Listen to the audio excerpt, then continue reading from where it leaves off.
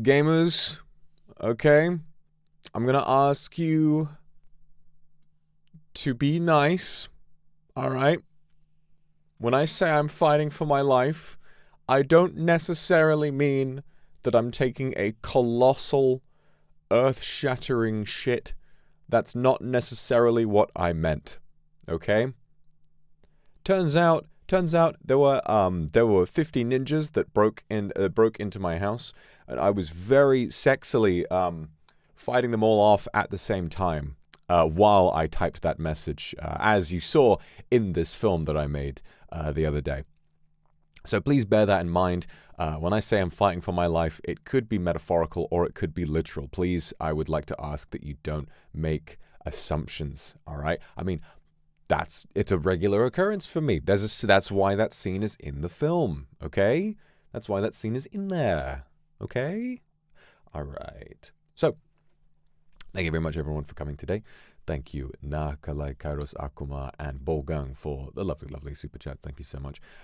Today, what we are going to do is we're going to watch Minotaur again. And this time we're going to do a full behind-the-scenes breakdown. I am going to be showing you, talking about my intentions behind all of the different scenes, telling you some fun behind-the-scenes stuff. I'm going to be doing all sorts, and I might give you some raw vocals if you would like, although I'll need a moment to listen to a bunch of them to make sure that they're not horrendous, because a lot of them are. There was a lot of trial and error required in order to get these songs to the right level.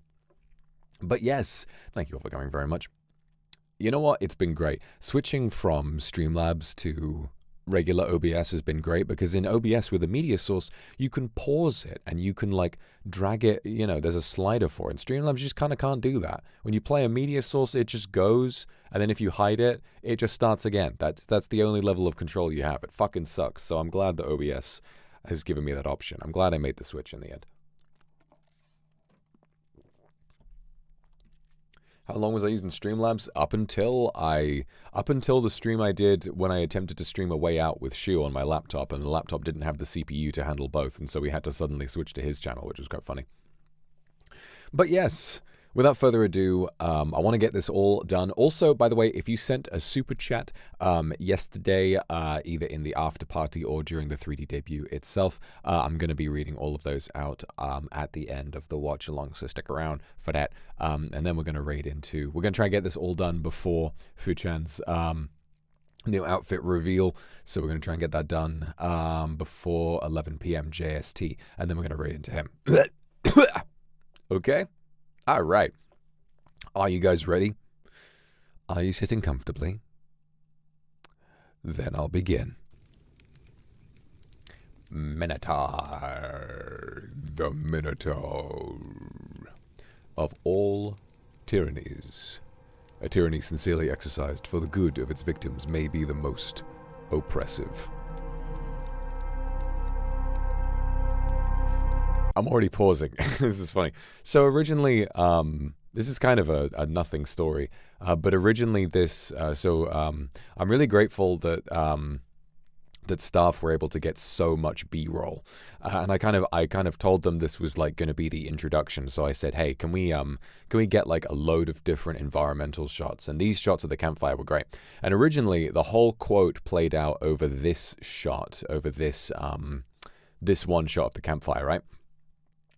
And but it turns out this one shot alone is not quite long enough for the duration that I wanted. It felt a bit quick to me. And so originally I actually tried to use like a morph cut to like loop it, but it just did not look good. So I got a different one, which, and it looks great to kind of have it move around like this. So it still worked out. Sunny, thank you very much. And Yui, thank you for the gifted. Thank you so much. All right, let's keep it moving. Those who torment us for our own good will torment us without end, for they do so with the approval of their own conscience. C.S. Lewis. As I mentioned during the after party, my sort of view on this quote is that it's a fitting allegory, or not an allegory, rather. It is a bit loud. Let me turn it down. It's a fitting quote for kind of the dynamic that we've had for some time, and sort of the way that I treated people around when I was having a hard time after the Demon Hungers came out, you know, oppressing my own kindred out of a sense of sort of moral rightness.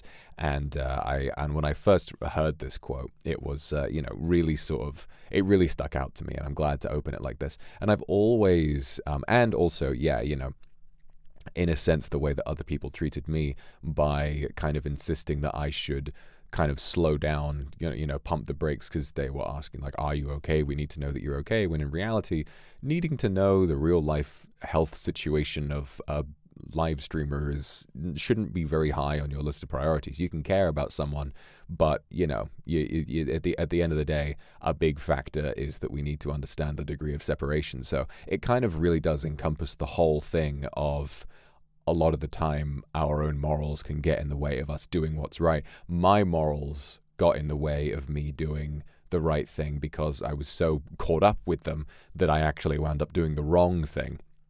And it's quite fascinating in that way, how really, I think Minotaur in a way kind of looks at our own morals as being something that we should be able to be loose with to an extent. I kind of really truly believe that 99%, if not, close to 100% of all people on the planet are in some way good people. I really truly don't believe in the concept of bad people outside of those few individuals who are genuinely evil. And I don't believe there are very many of them at all. But I also believe that with that comes the fact that out of all of those good people, there is no one who is without flaw. And by trying to reject our own flaws, I think that we can become worse people than we would otherwise, unless we kind of embrace them. No one on the planet has ever been a 100% pure person. Everyone who is kind and lovely and fantastic has thought something or done something that they have later gone on to have remorse for. I simply don't believe that we always say always stand an unproblematic king, but I think that most people have at the very least, tripped up a little bit along the way. There's that quote from The Bear where the guy says like, hey, yes, you'll make a mistake again, not because it's you, but because shit happens sometimes.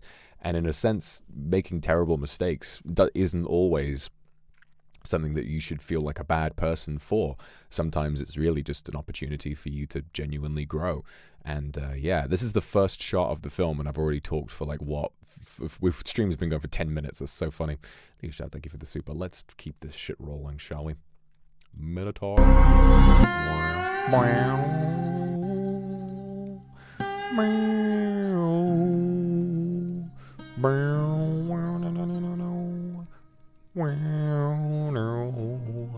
Oh god, Luca and Shu in this scene is so funny. You hear about that outlaw? Passed through here a couple nights back. I ain't hearing nothing. Same as ever. Same as ever. Sheriff wouldn't have told us. Still a bit loud? Fair enough. Nah, this one's different.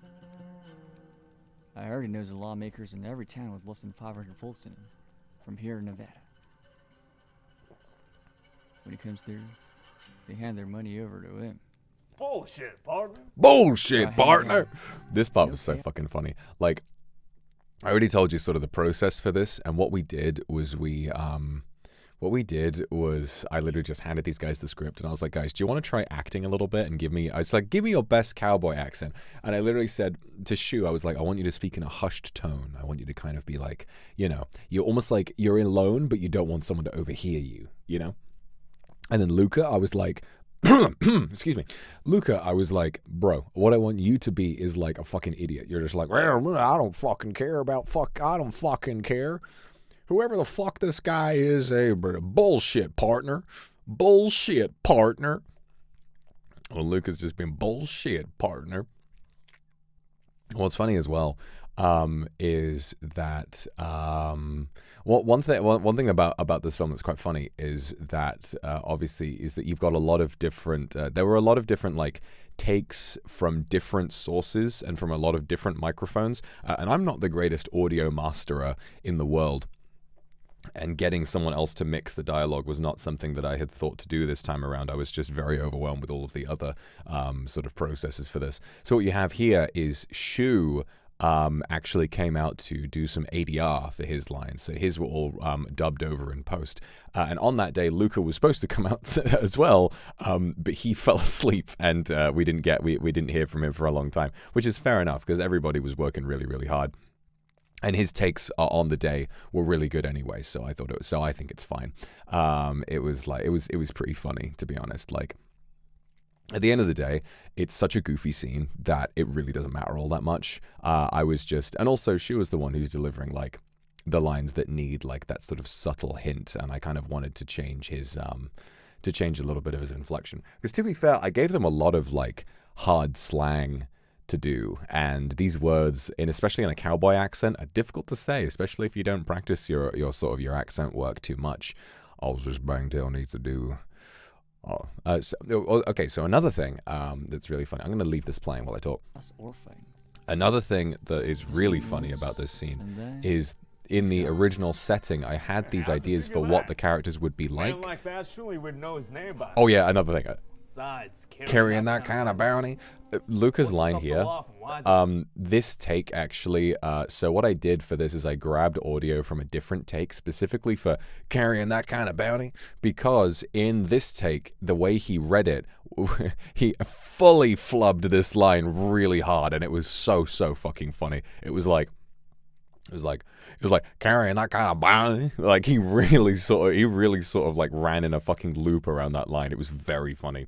And so I needed to grab some different audio for that one. But yeah, originally I imagined, so in the version I had where it was set in a tavern before I needed to kind of rework the scene, Shu's character was supposed to be the bartender, and originally because this was written for Shu and Luca because on the day Ike wasn't available. But originally I'd written it with all three of them in mind, and it was supposed to be Ike and Luca were the two cowboys, and then Shu was the bartender in the saloon, and it would have been Ike and Luca talking about me, you know, sort of saying like, you hear about that outlaw, and then Shu is the bartender who leans over and says, I heard he's one of them folks who right, and that would have been really fun. And I always envisioned Shu's character as having a big fluffy mustache. I always imagined him as having a giant caterpillar mustache and being like, oh, just Bangtail needs a dude, like a slightly more dainty gentleman than the other two, where Luca is just like a gallivanting, stupid ass, loud cowboy, which is always quite funny. Up, right? Sit in a trap. Well, they be barking at They be a knot. barking at a knot. That's slang. It means it's fucking useless. There's no use in it. All this Bangtails needs to do for the sheriffs to hand over everything they've got. He asks. Bring. I fucking love this part. I ask you a question, Chisel. Luca kept saying that over and over again. He would be like, I ask you something, Chisel. Corrupt men in the land, even though he's got no allegiances to tie him down. Even though he's got no allegiances to tie him down. Folks swear they'd seen before. Looking the same age as he did when your daddy was a boy. It's so funny. The timing and the flow of this scene is completely different from how we filmed it. It's very heavily kind of edited to make the timing work with the song.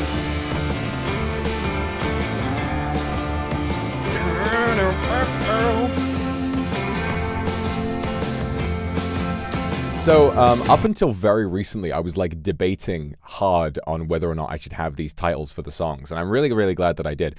I was worried that having the titles for He Who Awaits Eternity and then having the titles for the film might get a bit disorienting, I guess, but I think having them in a different font really helped. And then making sure that you had the same vibes for all the other ones was really, really good. Okay, I'll try and leave the jams going.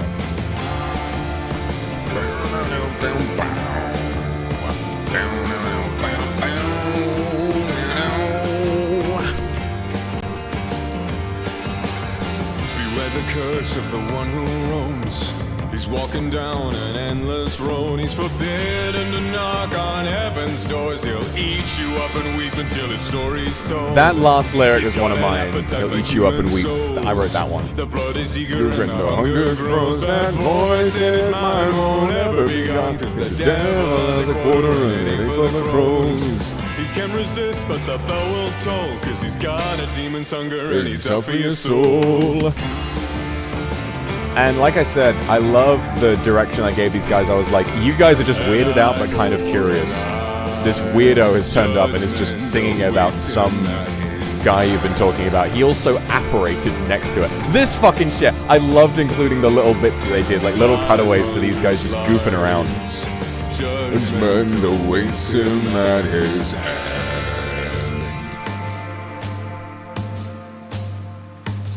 This is a cutaway we filmed separately.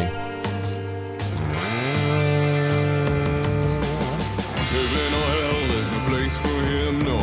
The place above, no, the place below. No, he can't say his prayers and he can't make amends. And his burden gets heavier without an end. Little kicks. That was something from the choreographer. Hunger calls, no. Be it a saint or a sinner's soul, he will hunt. Kind of reminded you of Hunt for the Wilder People, the title cards. That's fun. That's oh yeah, because Hunt for the Wilder People has chapters. Originally, instead of Act 1, Act 2, I called them Chapter 1, Chapter 2. But because there were 3, I figured acts would be better. This one is so great. This one is so great when Luca runs away in time to the drums. Beware the man, the suffering he brings. Okay, I have to pause. I love this. Okay, I love. Oh, the music's too loud. I'm sorry. Let me turn that down a little bit. I love this caricature.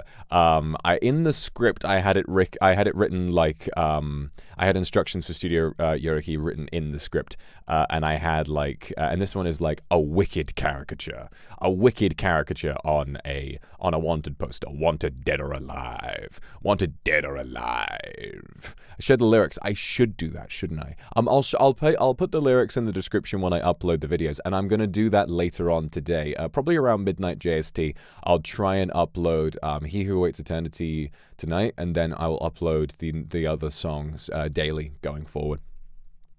I just wanted to say, like, I just love this. This is like so good for what I had in mind. Way better actually than what I had, than what I originally would have imagined.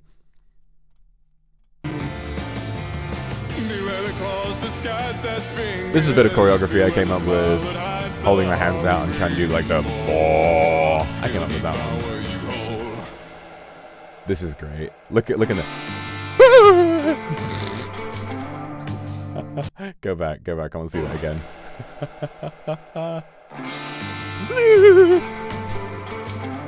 That's one of my favorite ones. I love that. The way they kind of just get surprised by me suddenly playing another note on the guitar. And this one, we recorded this as a cutaway. This is an idea that we had. This is an idea that we had live, right? Of like me with the choreo, like pointing at the camera and saying, an eye for an eye. And then in context, they are like, I'm pointing to the camera, but they're like, what the hell is this guy doing? Where's he pointing? And they're like, huh? What is just kind of confused. Like all the fear sort of dissipates and they're like, bro, what is going on with this guy? 500 lives. Judgment awaits him at his hand. Okay, so I have to talk about this. I have to talk about this shot. So, again, this is kind of what happens to me. When Unit Zero first gave me the instrumental for this song with, like, the synth vocals, you know, the vocal guides kind of put in to help me understand what the lyrics were going to be, the moment I heard this instrumental, this shot appeared in my head, like, right away. I was like, I need to have, like, that arid sunset, you know, like, horse riding along, cowboy riding a horse down the desert with, like, my face in the background. I was like, I know exactly what I need to do for this.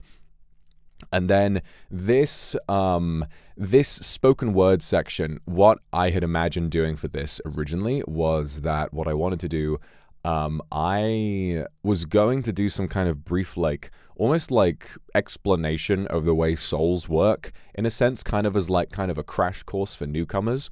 But then I kind of thought about it and I was like, it works for the film, but I don't know if it works for the song, you know? I was like, it kind of feels out of place in the song. So what I wanted to do was kind of bring in a little bit of, actually, the inspo for this spoken word part came, I was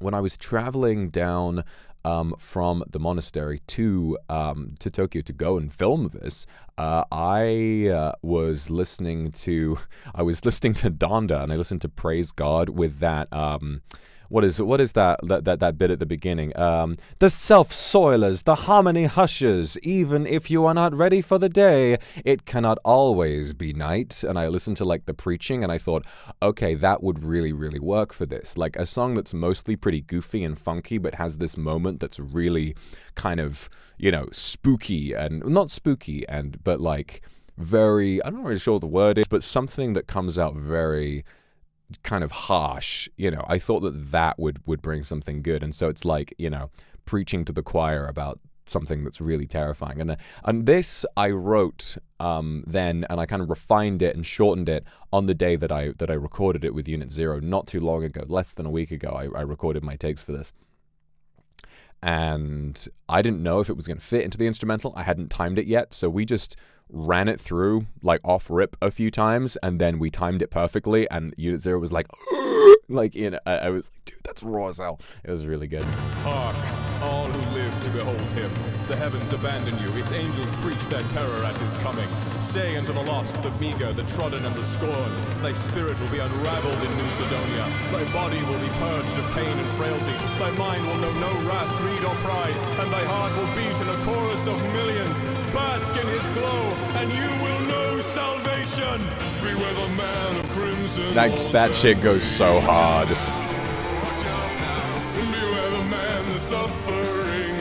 The little cowboy and the horse is me. How many cowboys do you know who sprout wings and fly away?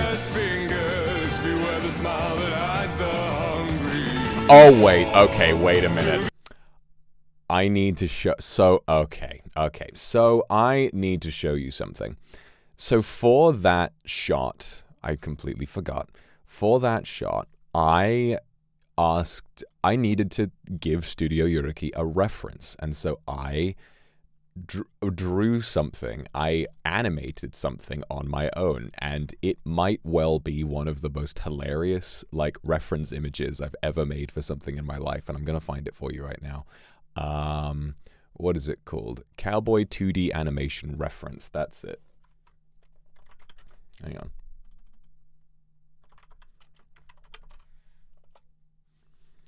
Okay, hold up.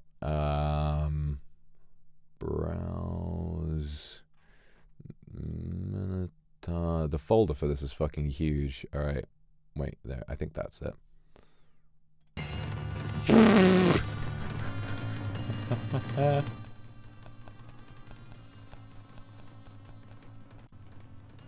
This is what I showed them as like a reference for the animation, and then the wings pop out. And I'm like, yeah, he just kind of flies away like that.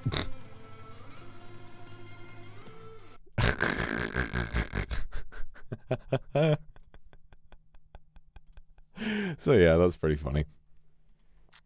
And that gave that as a reference, and I love how like, I don't know, the Studio Yoriki are very professional. They're very like, yes, that's good. We're gonna get on with that now. Thank you very much. Like, there's no sort of like, it's not there's no humor, but it's like they're very sort of orderly and they get things done in the right way. And so handing them such a goofy, stupid fucking reference, and they were like, oh yeah, of course. I'm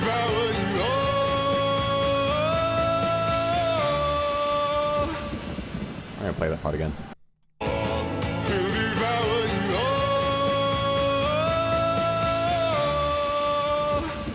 That part as well was my idea. So not the actual tone of it, but originally the song just ended, he'll devour you whole. And I asked Unit Zero, I was like, bro, can we have it like go up a bit? And I was like, he'll devour you whole, or something like that. And he was like, all right. And he put that in.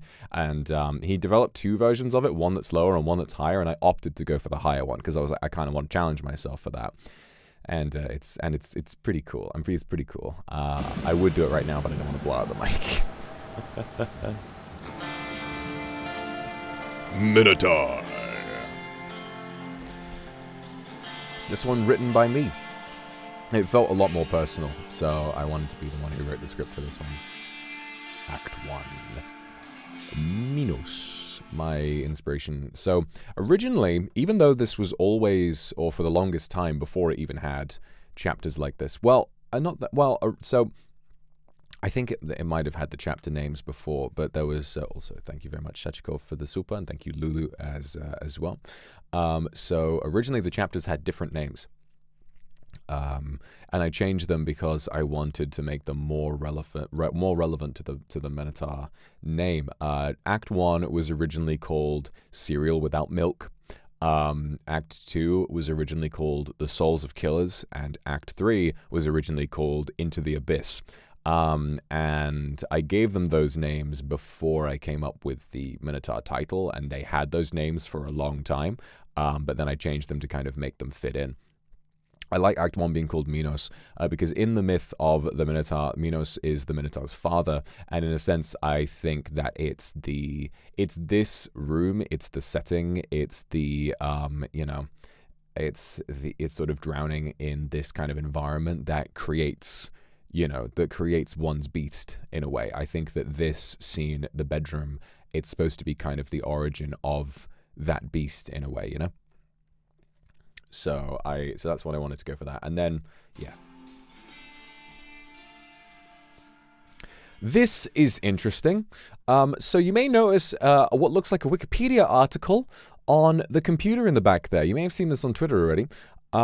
This is from my lovely assistant editor and sort of motion editor, Shanzi Cole, who I basically gave this footage, and originally what staff had going was that they put, this computer just had a green screen, because I said, I want to put some stuff on there, but we didn't have the files at the time, and they said, okay, we're just going to give it a green screen for now, and you can put that in later, right? And I said, absolutely.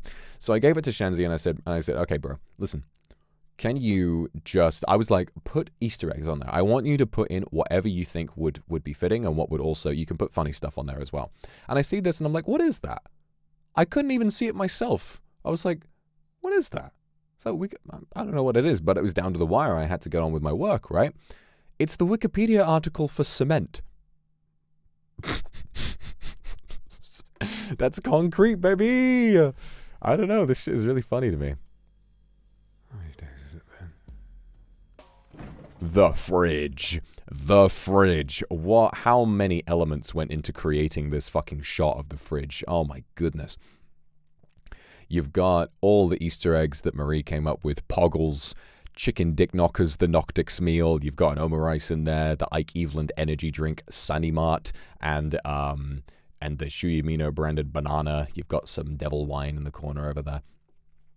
The devil wine existing is a pure coincidence, by the way. Like, that is just a wine asset that staff had to hand. They didn't make that custom for me, which is quite funny. So the fact that there's multiple calls in the script for there to be a bottle of wine, and it happens to have the word devil on it. Yeah, it's fucked up to have red wine in the fridge. I would never normally do that, okay? I would store white wine in the fridge, but, you know, it is what it is. I'm not really much of a wine person anyway. You know, I'm more of a whiskey guy. Yeah, the Poggles in the fridge. Listen, okay? It's all supposed to be funny. It's all supposed to be funny, guys. There's a paper bag in the fridge as well.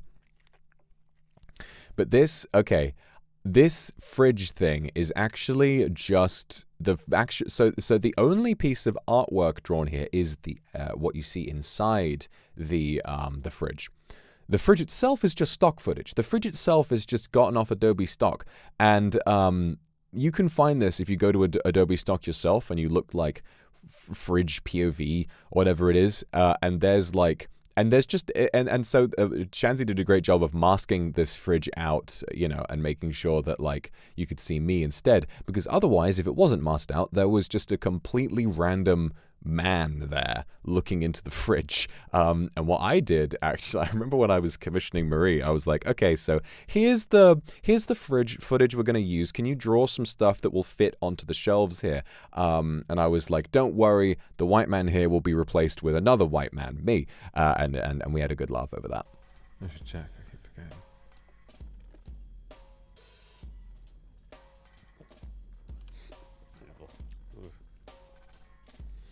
I really like.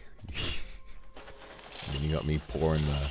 I love the creative solutions we came up with for some of these things, because we had a cereal bowl. This was the this was one of the only. So you had the cowboy hats, you had my sword, and you had the cereal bowls. Those were some of the custom props that we were able to put together. And yeah, the bowl of dry cereal is now a prop that other people in Niji can use for their 3D, which is quite funny. I should have watched that. I love this shot. And the kind of like, because that's what this shit feels like to me. That's what this shit feels like. It's like you suddenly left the fridge open. Hey, that's life. That's what all the people say. Although most fridges have a beeper on them now. I should take a break. I just had a break. It doesn't feel like it. It doesn't feel like it. Bro'd you fall in? And I was like, ugh. Sometimes. Yeah. Gorilla. So, I already mentioned this, but the gorilla, I had originally planned on this shot being of, like, you guys, like, trying to call me out because I forgot to end stream. But in the end, I didn't have time to set all of that up, and then it would have been my 520-second VOD, and that wouldn't have been fun. And then Shanzi just put in this gorilla, and I was like, you know what, that makes so much sense. That makes so much sense that I'm just lying in bed and I left like this random video of a gorilla eating a cupcake going, you know? I don't even know what he's eating. Is that a cupcake? What is that? Is that a carrot? I don't know. Now, this is another piece of art that Marie did of the sink with all of these custom assets drawn in, which is supposed to, you know, I've completely lost track of time, and somehow in the day, this has all gone up. And you know what else is really funny?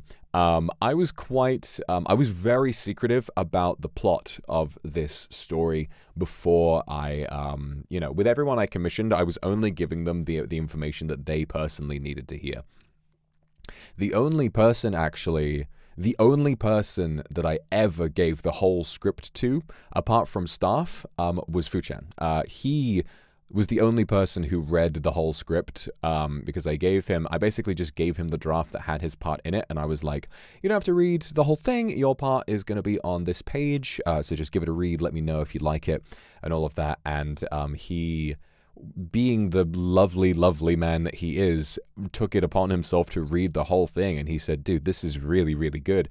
And that was incredibly reassuring for me, because creating such a personal project was horrifying to me. I was very worried about, you know, doing the right thing and making this concept work, and him giving me that approval and saying, no, dude, you really cook with this. This is so good. That gave me so much confidence. Honestly, it gave me so much confidence. But Marie did not have the script at all. She had a very vague description, and I said, here's a shot of the sink. I want this to be full of random dirty garbage, and then I gave her the fridge. And originally, in a first draft, because she didn't know that the plot was about me being, you know, stuck at home and alone and kind of wasting away like that, there was originally a note here, a note under the red mug, that said, please clean this up, from Uki, which is so fucking funny. It's just so fitting, because if Uki and I ever did have to share a living space, I don't think he would survive. I'm gonna get better at this kind of thing. Like, that's one of my goals, is to be a lot more kind of orderly, you know, now that I've got a lot more time on my hands and I can kind of develop a stronger routine and sort of be happier and healthier after I've gotten all my feelings out there. But at my lowest, yeah, no, that would not be a great housemate situation. He'd get very fed up with me very quickly. If I just didn't care all that much.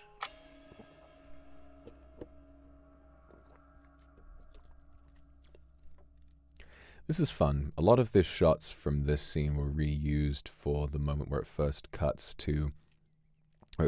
away from He Who Awaits Eternity. I like giving it a moment to breathe. Sometimes, you know, generally this 3D is very fast paced, but I liked giving it like these little moments to just sort of rest, you know.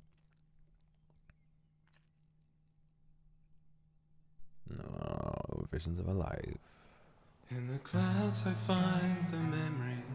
This was the first song that I did the vocals for, and this was also the one that required no redos. I was very confident with this one.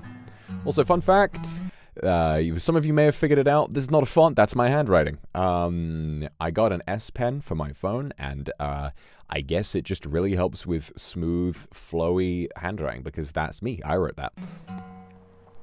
In the wind it breathes that Produced by Patterns. the voices of those I shall never hold.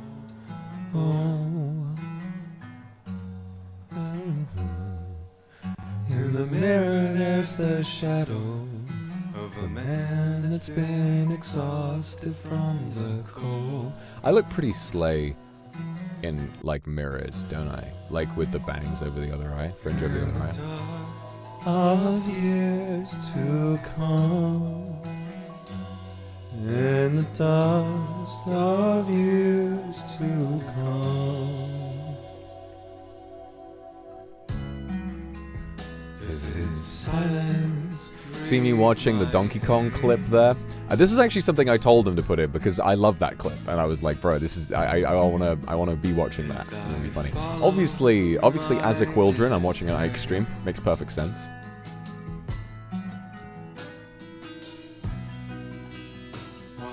And then on the computer screen now, you've got some weird, like, Be Not Afraid, biblically accurate me, where I'm just, it's me being twisted into all sorts of shapes. Boom, boom, boom. Shall be there.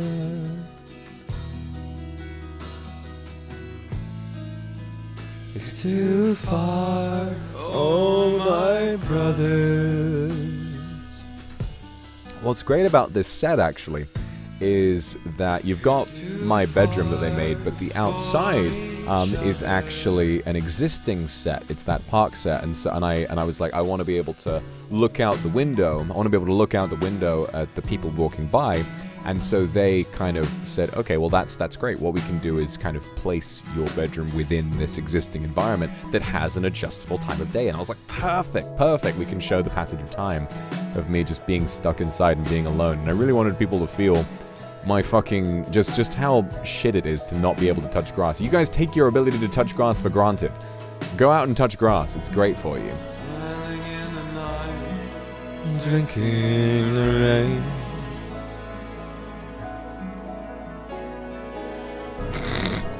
I love the green line shit people have been doing for that shot. Like, shoes cock shame and then Luca pussy facing the world. So funny.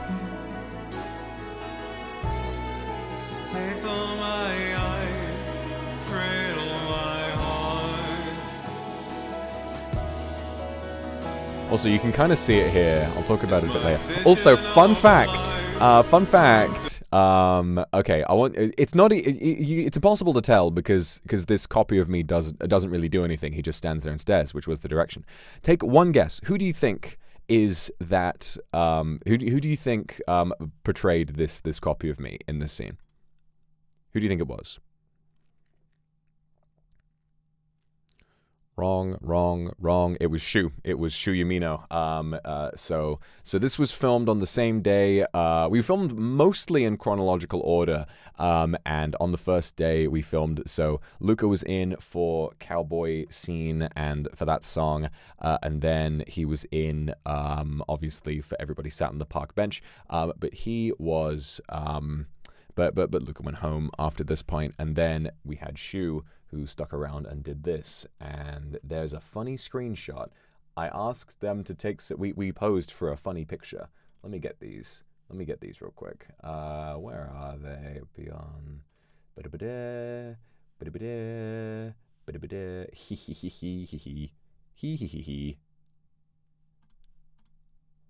While we were goofing around and we were setting up, I was like, hey, this looks funny. So there's us. So you got me in the background doing like the Reaper Overwatch shrug and him pointing at me and like, hey, look at this guy. Get a load of this guy.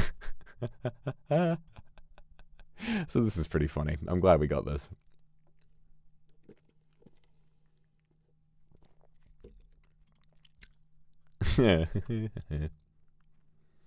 Ba-da-ba-da.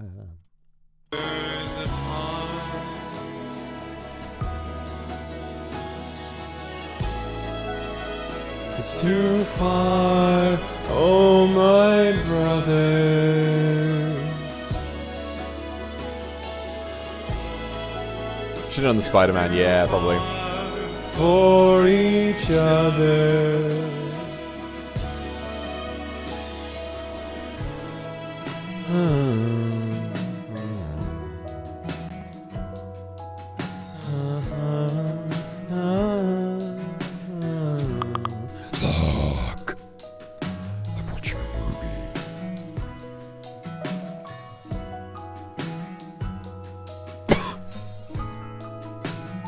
Here's another screenshot.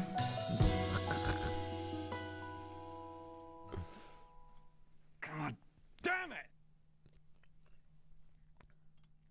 People were wondering why the cereal was on the floor. I'm like, this is just my life. Why didn't that make a sound? Why didn't that make a sound, eh? What the fuck is going on in here? Like I said, regular occurrence for me. This shit happens way too often. It's almost like somebody... Action scene. I'm excited to talk about this.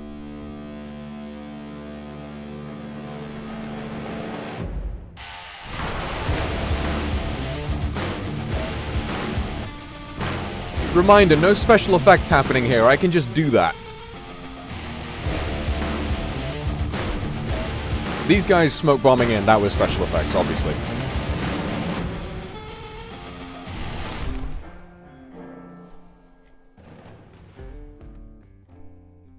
Please, for your own sake, the door is over there. It'd be in your best interest not to let anyone die tonight. And the best way to make sure of that is to leave while you still can. Oh yeah. And then no, they're not gonna come back. All right. Well, if I want something Did we done learn? right- Yeah, we had. So I'll tell you how it goes in a minute.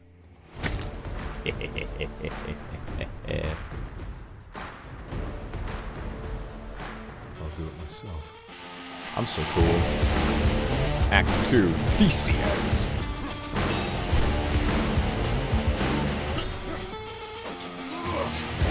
Okay, I should do like a play-by-play. I should go through this in detail. So, for this scene, what we had, I asked staff if they could help me commission some choreographers because I wanted to do something that was pretty cool. You know, I didn't want to just wing it. I've tried choreographing action scenes in little films I've made before, but obviously it's pretty difficult. And I was like, let's compartmentalize a bit. Let's get some help doing this. And what was great is that these three guys came in. I cannot remember their names off the top of my head, but they are in the credits and they are absolutely lovely and they are experts. And so they came in and they had filmed this action scene that they had developed for us. And they showed us it in I remember they showed us it in a video. It was like, So, the people filming this scene with me, in the suits, so you've got me in the middle, obviously, and then these ninjas that we've got, they're being played by Shu, and then my Mane-san, and then the Noctix baby girl Mane-san. So those two are helping out. And then there was another Mane-san from JP who jumped in to help out. So we've got a lot of people involved who were helping to film this, and so I'll be able to tell you guys what's going on.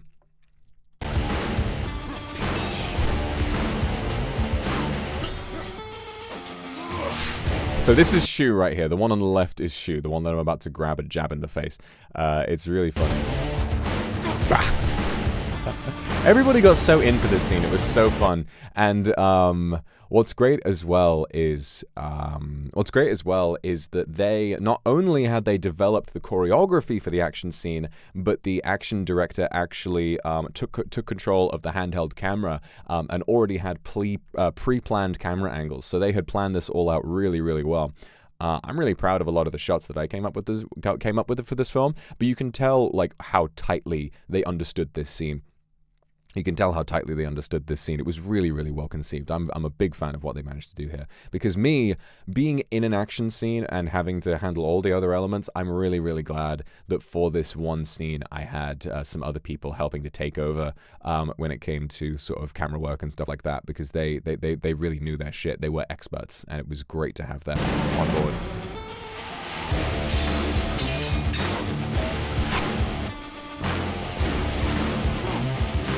Okay, I'm going to show you something right now. So the point of this little moment is to be, I throw my sword towards this guy. This, I believe this is Noctix Mane-san here, and he, so I throw my sword towards him, and I'm supposed to be like, oh shit. I don't want to kill anybody. You know, I advise you not to let anyone die tonight. I don't want to kill anybody, but I was like, oh, I don't know what to do. I have to like. I have to keep him occupied, but I can't kill him. And then you notice one of my great weaknesses as an actor, and I know I really want to work on this because I'm obviously so used to voiceover, but not as used to being in live action. And one of the problems is that in this studio we were filming this in, there are so many people around. There's so much going on. There is so many people who have to work so hard to make this right. It's impossible for me to keep my eyes still. I keep looking around all the time. That's something that I do wherever I go. In life, I'm always looking at lots of different things. I struggle a lot not to maintain eye contact. You know, I'm really, really good at maintaining eye contact. But when it comes to like, if I'm in a restaurant or something, I'm looking around. I'm like, just to keep myself entertained, I'm just looking at all sorts of different things. My eyes are just scanning the room all the time. And it's the same here. So if you look at my face, you can see me kind of like, I'm nervous as well because, you know, there's like so many people coming in to do this. And so you can see on my face, like, kind of look around. And I promise you, this was the best take we had. This is the best take we had. And of course, I have to talk about the kick. I have to talk about this fantastic flying kick because this was so fun.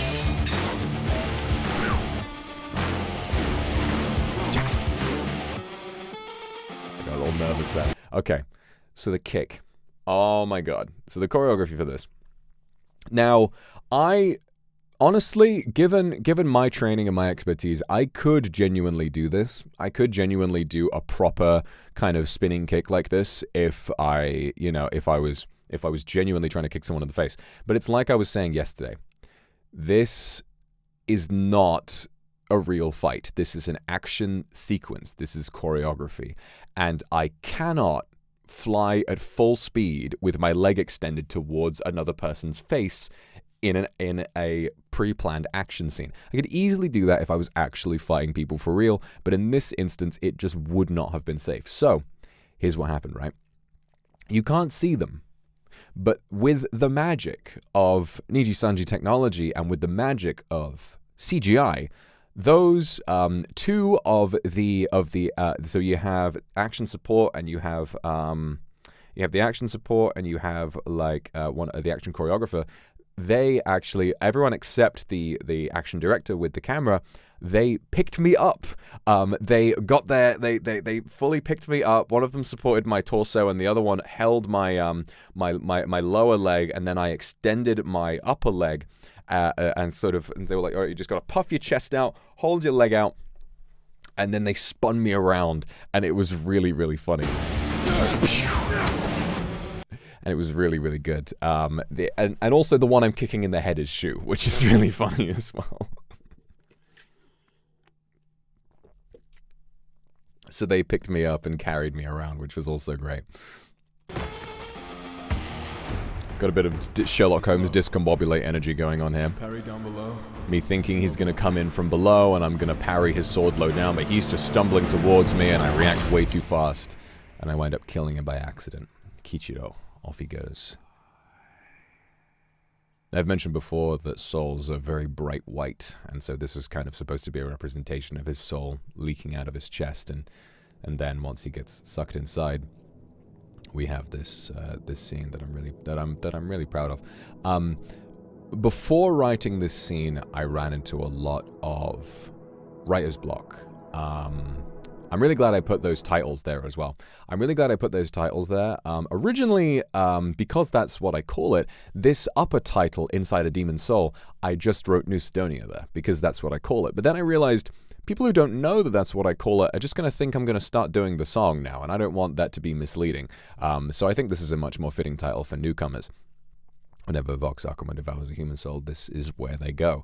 I feel like having these little titles is really effective because some of the stuff can be a bit confusing, especially with the amount of non-English fans that we have. And I think just having like easily translatable, and there will be translations up pretty soon, having it, giving it some more context and making it more clear, I think is really important. So yeah, this scene was a lot to do. Like I was saying, I encountered a lot of writer's block after I finished that last scene, the action scene. And then I experienced a really strong burst of motivation when I experienced a really strong burst of motivation when I finished, or when I went to Japan to see everyone back in March. It was actually in the last 2 days that I wrote this scene. And I already had this scene planned out, but I hadn't written for it yet. And it's important that it is as slow and meditative and as long as it is, because it's about illustrating how complex a person's life is. And in action movies, people die all the time. And I need you to understand this, is that while it won't necessarily appear like, showing up in a white void and me reading out, a description of someone's life, when I do devour a human soul, I do experience this in a sense. This is a very easily translatable way of showing that, but I really do understand and experience everything there is to know about a person's life. And this is why I try very, very hard not to kill anyone. And this also, this also is, what was I going to say? I've completely lost the plot now. I was just thinking about something else. But yeah, so it's very important to illustrate that. And I ran into some writer's block when I was before I wrote the scene, and then I felt really inspired after I hung out with my friends. And I sat in my room. So when we went to Japan, originally we shared a place, and I shared a room with Claude. And then after that, I stayed a little bit longer, and we got and everybody got their own hotel room at the same hotel. And in my hotel room, there was one day when no one was really doing anything. We had a lot of time to ourselves, and I sat down and I was like, I need to keep working on the script because I had kind of let it slip for a while. And I sat down and I decided I'm going to write this now. And then I listened to, I opened this Spotify playlist of like cinematic music, and the first one on there is this song that I immediately recognized because it's a really popular TikTok audio. It's called Jacob and the Stone. And I listened to that, and immediately I was like, oh, that's beautiful. And if I could have licensed and used that song in this scene, I totally would have, because it's very, very beautiful. And I listened to that song on loop while I was writing this. And I'm just, there's this part of the script did not change much at all after I wrote the first draft. I was just really happy with how it came out. Tokyo. Your parents often made mistakes with their work, and they tended to underperform compared to others in the area. While Kichiro himself is a character that I created for this script, I have experienced this exact thing, and I have heard this exact story from the beats of a story like this man's life in a great multitude of times. It wouldn't feel right to me to include a real person in this scene. Someone who actually died. I don't think that would feel okay to me. Started to overtake you. The day you ran away. Also, another thing about the music in this scene was just off of Artlists. A lot of the music in this film is stock music, which you would not think. I would have gotten an original soundtrack done again, but not only is it incredibly expensive, it's also a big process. It's a big process, to do, and I was already working so hard that having some of that. And this song, it just slotted right in. It just fit right in. It was the exact right length. It had the exact right vibes, and it seemed to change in emotion at the exact right moment. It just fit right in. I was so happy when I found it. When finally you made it to Sapporo, you had I deliberated a lot on the color correction for this scene, because I did all the coloring for this film as well. This scene originally, I was debating whether or not I should have it in much higher contrast and kind of bring out the whites a lot more, because there was this visual effect almost where if you brought up the whites enough, it kind of made me look like I was bleeding into the background, like you couldn't tell my suit apart from the background. And it looked a bit overwhelming, and eventually I decided not to go for it, but I liked it because if this is supposed to be the inside of my soul, it almost looks like the eye and the background are one and the same. Artistically, I think when you think about it, it's quite good, but then sometimes it just looked like I was a floating head, and I thought, maybe not, but it was a nice idea. And yes, the black arm is a reference to a gang from a quest in RuneScape, which is really funny. And you started to become something that you had. Was the actor standing there throughout the monologue? Yeah, just standing still throughout the whole thing. They, however, had big plans for you. And as you grew, you would see the others that they had big plans for. You could see in their eyes the same ambition and the same longing that you felt inside yourself. But they were younger. Maybe they would have had a chance. You wanted so badly to tell them to run away so that they wouldn't live the life that you had started to lead. But of course that wasn't an option. You knew that. Despite all of your wrongdoing, you still wanted to save others. I took a lot of pride Eventually, in your skills being grew able so to large. in being able to illustrate kind of a lot about this person. And it was all about the little details, like me understanding not just the literal points about his story. Emmy. There's only, like, with this story, it's all about understanding lots of things about his life, because that's what the experience is. And I want to illustrate to you why I have such strong feelings for human The beings. first time It's you met, she because dropped it, and I you, have wound up killing with your so many, training and your skill, and you every caught it time I do, before it I come spilled. to understand that person this well. And then, of course, she fell in love with you. When too. you do You had always this, wanted to get married. when you do this enough, but you it's couldn't. How impossible could you? not to love people. When you needed It's to keep your impossible work not so to think human secretive, how beings could are she just the trust you? most incredible things that exist But you were because happy you regardless. understand them so thoroughly. And it is You loved fascinating. each other so much, no overcoming matter those what- difficulties that, of course, No matter what eventually, she they've was done, deemed no a matter what liability. the context in which And then you she know became them collateral is, damage. no matter what they Her do job to they you, had you.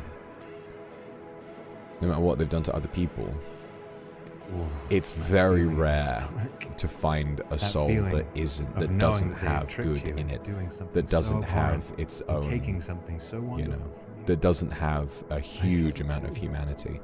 And that's kind of what this is supposed to be about. This guy's And role then you in the started to get film sluggish. is that he shows up and Your is grief just a was too much, and faceless, they thought, nameless "Well, let's goon who send tries you to kill away." me. And then They sent you to Europe. I accidentally And kill him, then and because of accidentally England. killing him, we learn Work everything came there is to faster know and about his faster, and life. each life you took filled you with a grief incomparable to how Emmy's death made you feel. It blinded you. Blinded you so much that you barely noticed when you were given the assignment to kill me. You'll never know why you were Thanks for given the that super assignment, lily. and I'll never know why. It didn't matter. You would do And whatever they Chihaya, told thank you for you. the super as well.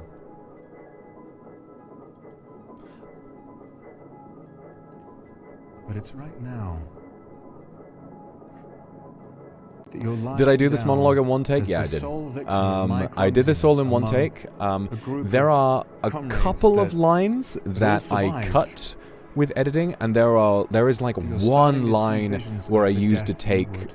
I did multiple takes, but it was all done in one continuous take. One that made There you was feel maybe proud. one line where I swapped in the read from Surrounded a by different loved take, but ones. otherwise this is all Your from. wife's hand in This was my yours, second take. and a This was my vision of a second take, and I did it legacy all that in you this would one take. Be proud to have surpassed you. Since the very beginning, right up until the end, you led your life in search of pride. The part where he starts to fade away was its own take, because they needed to set up the effect for that. if not But pride, this opening monologue, you know, this it was first kind her. of 8 minutes, that was all done in one take. In your vision of a perfect death, the clear detail that I can see is her. She died long enough ago that you can't quite remember her face. Some of the details have started to fade away. But I can see them. Every single detail. This was my favorite part. Your of the mind is script that I vanishing, wrote. it's disappearing as your body withers away. But your soul always dreams of her. It's a canvas spelling out her name in a variety of incredible colors. Emmy, Emmy, Emmy, over and over again. I can barely hear myself think.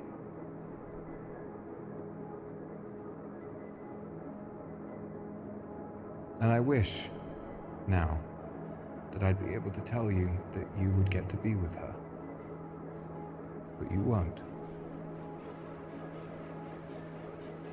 Her soul would have gone off to the afterlife long ago, but yours, I'm afraid, is going to stay here with me. I wish I could make it different, but I can't. You're going to be here for an eternity. With me. I don't really have much to say about this, to be honest. I'm just very happy with how this scene came together. And then this scene as well, the fading away. Technically, the way that this was done was that the scene was kind of re-recorded twice. It was recorded with the actor standing there, and then it was kind of rewound and played with the actor not being there, and so I could crossfade them together. But I just love how simplistic this effect is. That I was your love. name, wasn't it? There's something really. Your family loved you. There's something When you really ran away, it powerful, broke I their think, hearts, and they about would have given him anything. No just pot of land was worth more than getting a crossfading chance out, to you know, spend just one more day fading with into you. the background. They all remember And he you. just stands your there friends, your family, and the I really wanted animals to on the portray this farm, the panic of kids like you knew growing up trying at school. They all remember you. Emmy, her family. of like trying to get this person who's died. This is the last chance I will ever have to talk to him. This is the last chance that he'll ever have to speak to someone who is alive. And I wanted this scene to be a moment where I noticed that I'm running out of time. And I want him to go on to the next stage, you know, of being trapped with me for eternity. I wanted him to do that and to be able to do so while he loved himself, because I could tell instantly, and you always can when, you know, when two souls come together, you can tell everything there is to know about someone. I knew that he did not love himself. I knew that he hated himself, and I wanted him to go into the next phase of his life knowing that he was beautiful. And I feel that way about literally every single person that I've ever met, you know? Her co-workers, they all knew you. Some of them even loved you. It's so many more nerve-wracking people trying loved to you like than you really remember. bring Your soul the is emotion mighty, and so act much mightier with than you know. with that many It people roars to be around. loved, but it burns I'm to so love in used to like return. It roars for voiceover the in people my that you own, want to in the protect. privacy of And my recording now booth. that you're sinking So this was into very void, even new still, for me. It's screaming out. And I'm It glad. I feel wants like I to did a pretty love, good job. And it is loved. It's I almost so, would have. so We didn't have beautiful, time and I for a can lot see more, but I every really single wish I corner could of have done it. more than And this. You just- know, I don't wanted to want do you to so many fade more away takes, but I'm without glad with knowing what who we you got. are, without knowing what you did and how fantastic you were. I just want you to remember that what it was, the life you led, it wasn't what you wanted, but it was something meaningful. It was you. You in your entirety is beautiful on its own, and it's you.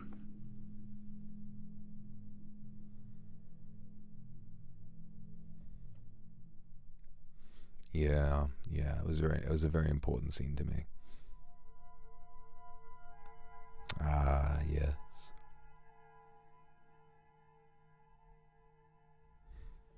What worthless drivel. I tire of your whining. It was a great choice, I thought, Must to add the everyone speech we bubbles in, slay just to remind people evoke that this is such the same endless run-on sort of inner sentence for an monologue epitaph. from Demon Hungers. Yes. How sad that we must eat to survive. But you and I have been well fed for some years now. I wanted to enjoy a show today. And it's funny, I but think, once again, to we are hear subjected this to part of the myself written warbles in of the two different so-called contexts. anti-hero, You've heard this violent voice by nature, in the and Demon so Hungers set torture so on the long inside. ago, and now you've heard it Right. kind of set in present day, and you've heard it talking about something I'm The going through only right thing now, and its inside you is attitude, need, its goading boy. of me is always the You same. talk of the depth of a human soul, but yours is only as deep as your stomach. Mushroom, thank you very much. Onion Why? and Tarushka, thank you very Look much. at them. Little voice They're cracks. waiting Yeah, for you yeah. to I mean, that's finish all your just kind of sniveling that. You know, diatribe I was really, I to get felt back very to emotional what while I they was recording came that for. scene, and a lot of that comes Something natural. to You know, when you get a little remember, teary-eyed, not it's more difficult to keep that self-pity. down. I'm glad I just kind But of I let it suppose flow. I can't fault you forever.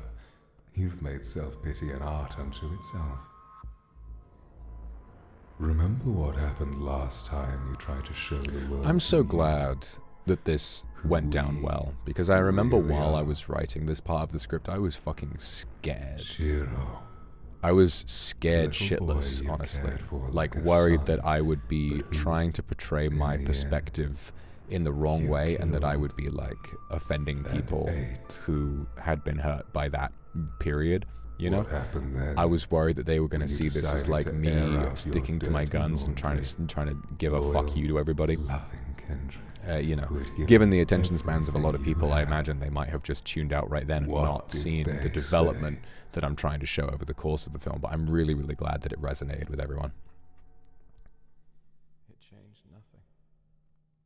I wish I'd made After that all line a bit you've louder, done, but it's fine. The people you killed and the lies you told. They Okay, learned I'm glad that this is when your the favorite old scene. fox would come It was back. a lot of fun to shoot. You've lived so many years. And I like the Desperate surreal elements, for you know, the meat on crowd your table laughing, to and you can kill hear the you and wolves your in the guilt. background here as well. And yet now, You see how shallow they they are. are.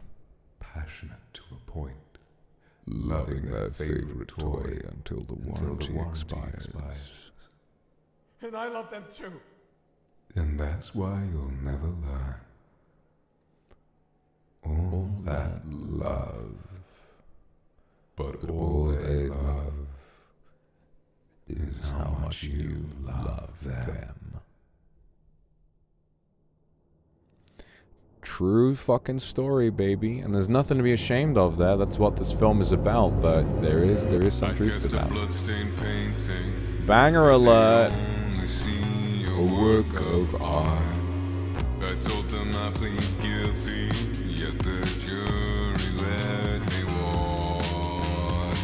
Despite the dissolution, these phantoms, they won't dissolve. I seek for resolution, but the ones who cast the judgment are all gone.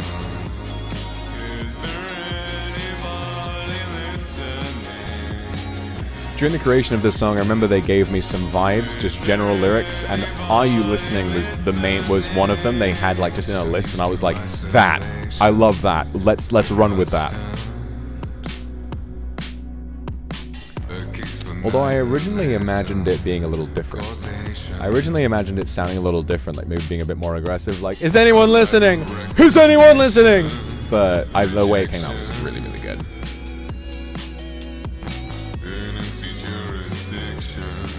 Frustration. God, learning to dance was a lot of fun.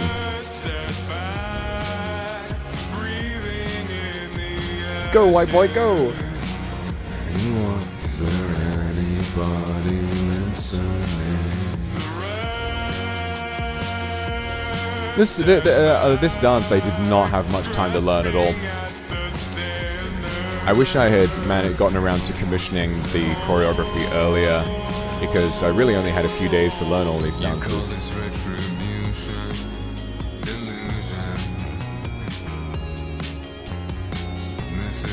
I love Unit Zero's guitar work in this, it's really good. This dance was my idea, I came up with this.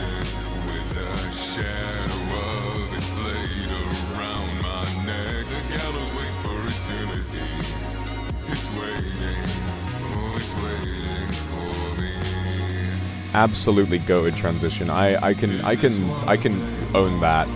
That was my idea as well. Yeah, this part we all cooked with this one.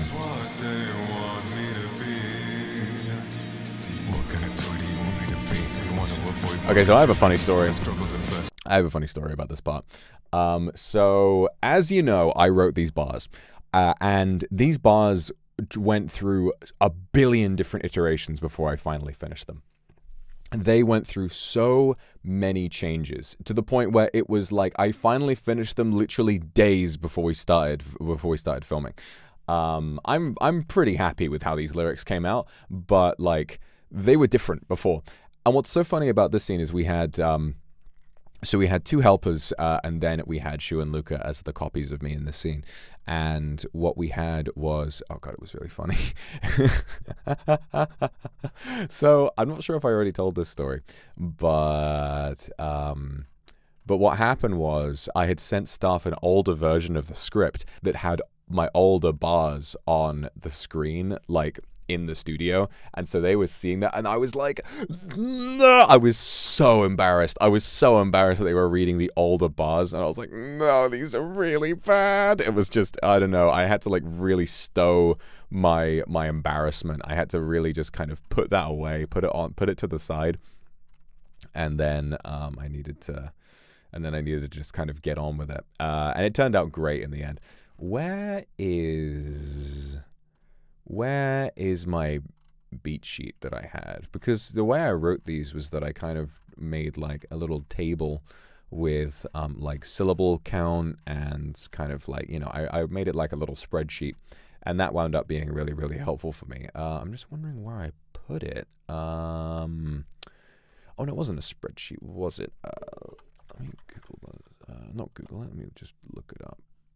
Is that it? Yeah. Oh god, there are a lot of old ones here. bad. But you can see how much I learned. You can see how much I grew. You can see how much I grew over the course of this experience, and how much I like researched, and how much I learned about how to write these. Let me try and. I remember this one, yeah.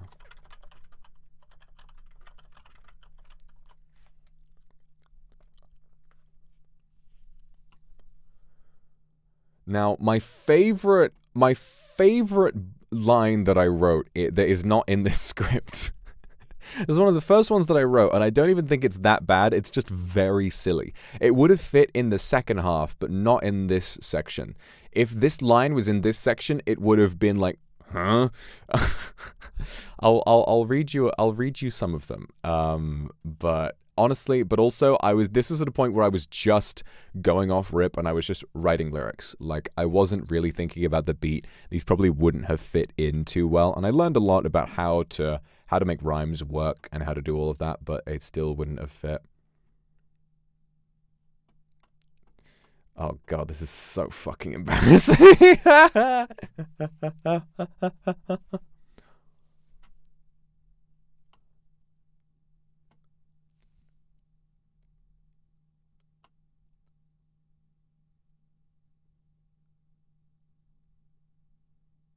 Okay, these parts actually kind of go hard. Oh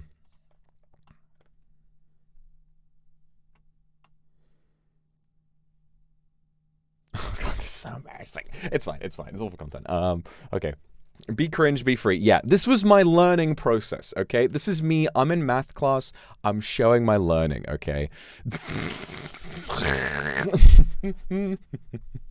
Okay. My favorite line from the whole so this is not a whole verse. This is just a very short excerpt. So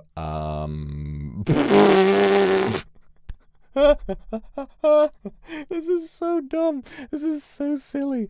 And also I took out some. There was stuff in the middle of these two lines.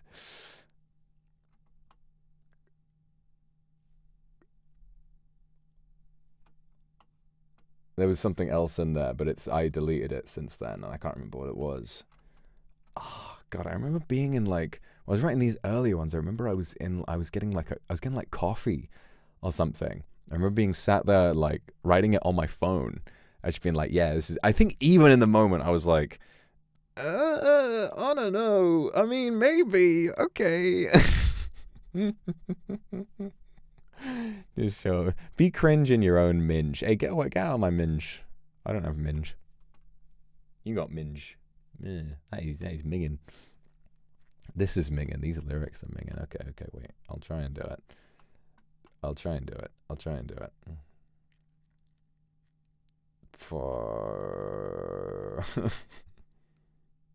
Okay, this first one is kind of alright. This first one's not so bad.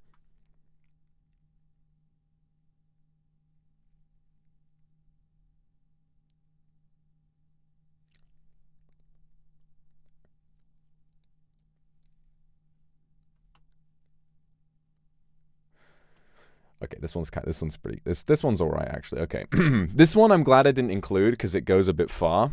So I'm glad it's not in there, and I would not have wanted to do this in front of other people.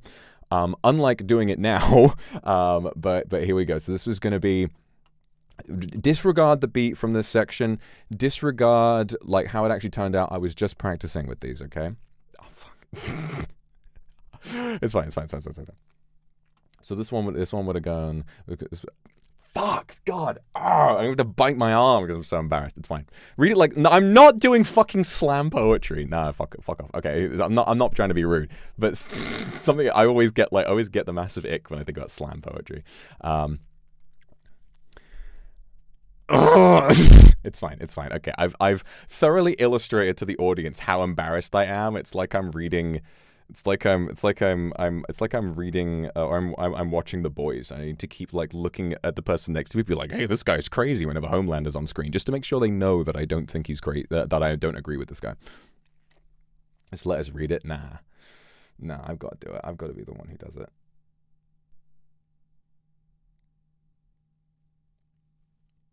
Okay, I can't promise that it will just play. No. Okay. Hey. Fuck. Hey, do you remember every little chat? You think last November was a big spat at that? I don't want to send you down without a map that stopped you testing all my temper, but I'm really glad that you'll never surrender till you get to brag that you got a gifted member that's a guy to talk back at till you're sitting on a member wishing you were just a lap cat. Okay, there you go. And then my favorite one was, I messed up some syllables there, but that was the vibe. And then another one, this is my favorite fucking one, right?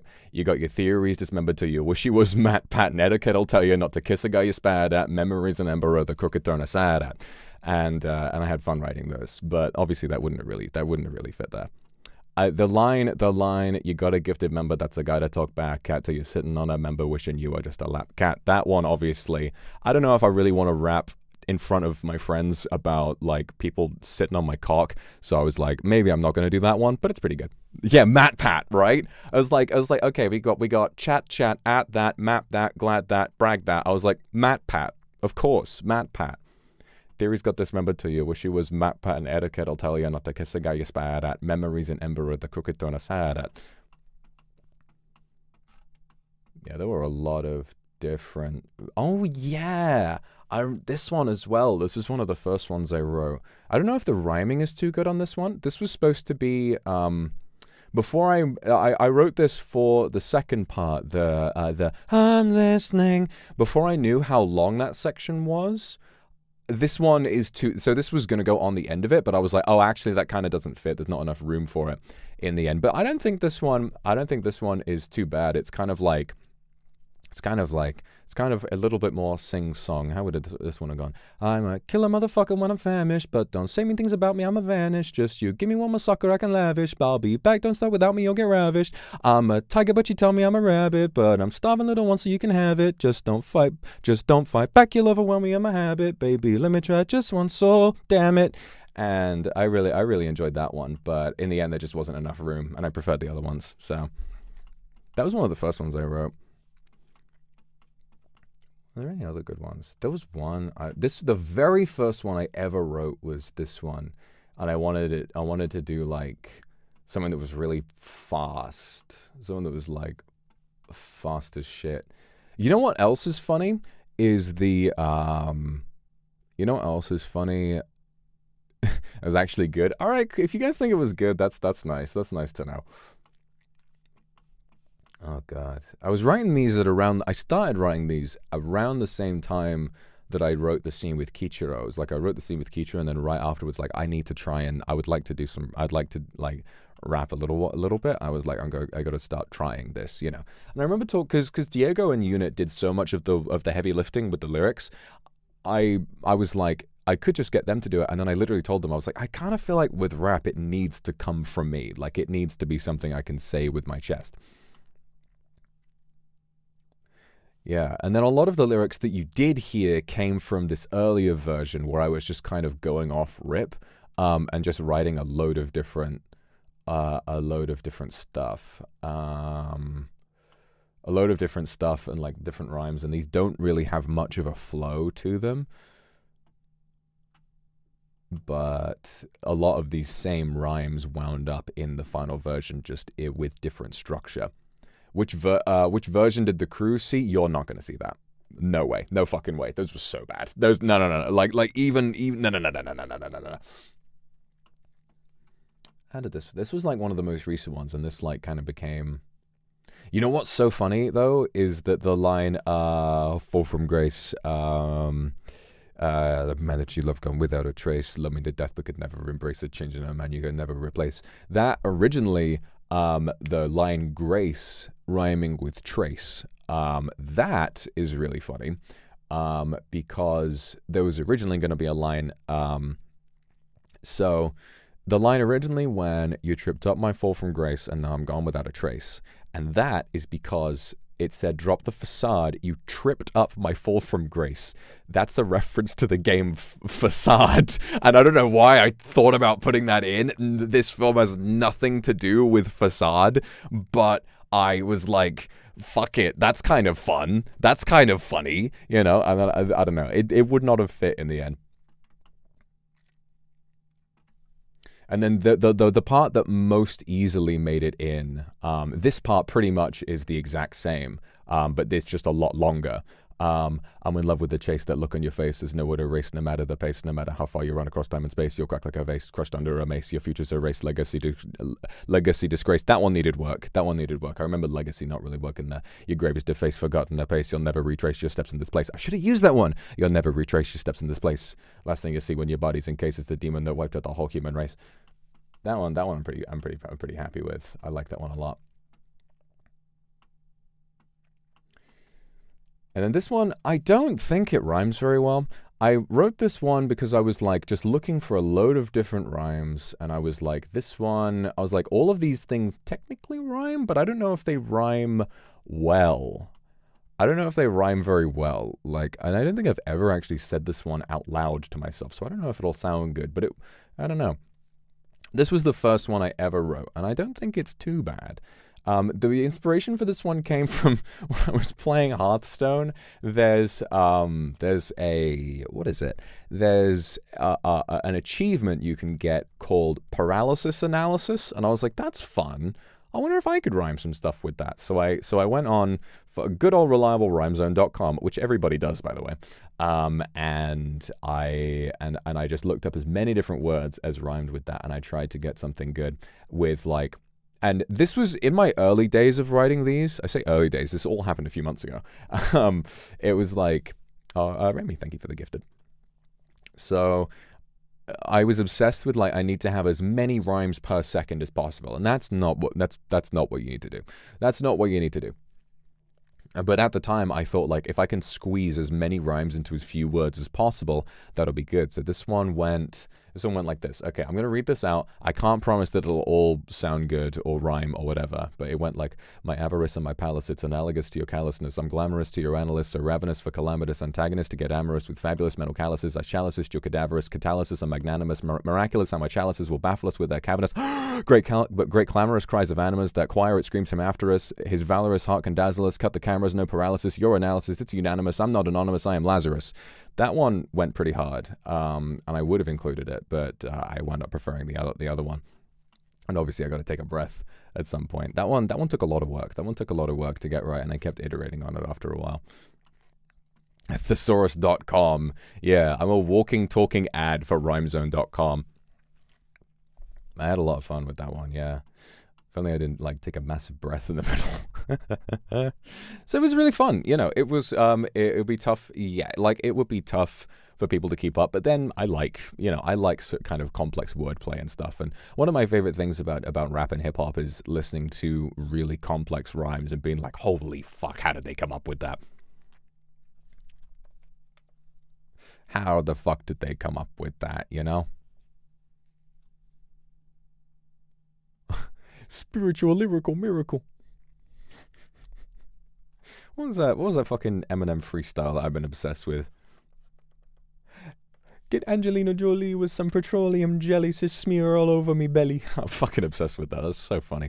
Anyway, I've got to get back to the film. But now I can see it doesn't matter as long as it's me. Call it a fall off, I fall down for grace. The man that you love gone without a trace. Love me to death but could never embrace it. Changing a man you could never Olivia, replace. thank you. I'm glad you like them. It's a little embarrassing, but I'm glad you like them. All generations, so I avoid that old conversation about all my violent inclinations. About all those outdated limitations. Home ways we can bring our own ruination. So what if you wanted a sweet damnation to end our parasocial relation? The choir sing omens, get out of this place. The demon is coming to tear off your face. There's no way in hell you survive in this chase. Wherever you run across all time and space, I'll give you a taste of immortal haste. Your future's effaced and your hopes are a waste. Your name is erased and forgotten at pace. And the last thing you'll see when you're dead and gone and your body's engaged in the face of the end of the whole human race.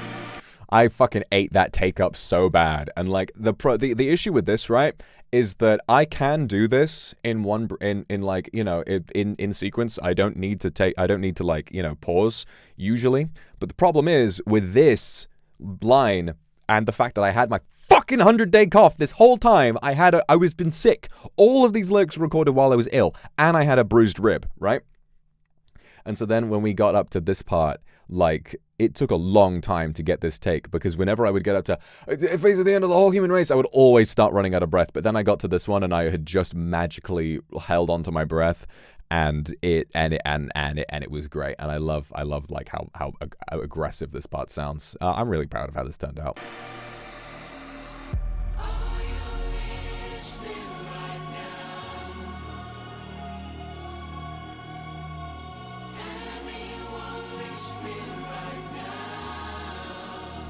See, this part was fun. This part was really fun because, what is it? My inspiration for this part, this is obviously the room suddenly becomes white and I'm blinded by this insane bright light. I wanted to portray, this is a little bit of that fear of God coming back. I wanted this to be a moment of, what you've got right now is you have me, this demon who's kind of singing about, in that moment I'm kind of rapping about like how I'm hard done by. It's like, hey, it's like you don't understand what you're getting into. And in a sense, it's like, I'm pissed off at a lot of the people around me, which, is like what a lot of people rap about. But then in this moment, I wanted it to be God telling me to knock it the fuck off. This is me. I've had my moment where I'm going through a bit of a manic episode, which I don't really tend to have. I say tend to. I don't do have those. But I felt like portraying something like that with that last part would be good, like, raw confidence and something like that. And then the big man upstairs comes down and says, hey, knock it off. And I'm like, oh shit. And this is like, then, suddenly changing to a completely different vibe and going from get the fuck away from me, you don't know what you're doing, to hey, I was just kidding, guys, come on.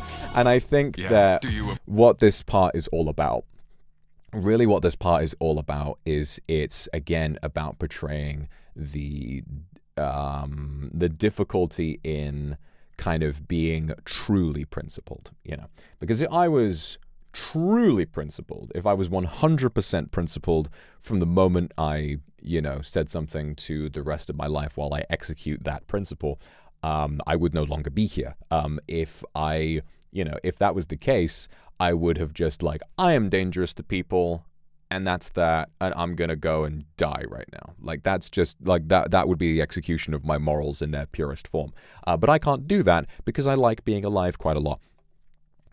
So this part, essentially, it needs to be, this is me begging for a compromise. Like, I've gone and I've said way too much. I've gone and I've said way too much. I've pushed people away, and now I'm like, hey, yo, but like, I'm stuck in this white space with no one but myself. Come on, let me think of the addition of 1,000 stairs. You don't know what I gotta say. Don't give a fuck about an expert. Just tell me what you do, baby, and we'll finally meet war buried under 6 feet. The subject's too heavy. Maybe. Sorry, I'll stop. I don't remember what I did this for. I spent last November like I did before. I don't want to stress you. I want a life. Want to let you call me your wife. I like that bar a lot. Also, that line was actually Mane-san's idea while we were recording for this part. I'm on my knees, I surrender, did it all for you, don't want to offend you, baby. That part, so originally I was really struggling to figure out how to make that flow. I had the rhymes, knees, I surrender, did it all for you, don't want to offend you, but that doesn't really flow. Like, the amount of syllables aren't right. And so Mane-san was like, why don't you add baby at the end? And I was like, don't want to offend you, baby. And I was like, oh shit, that's good.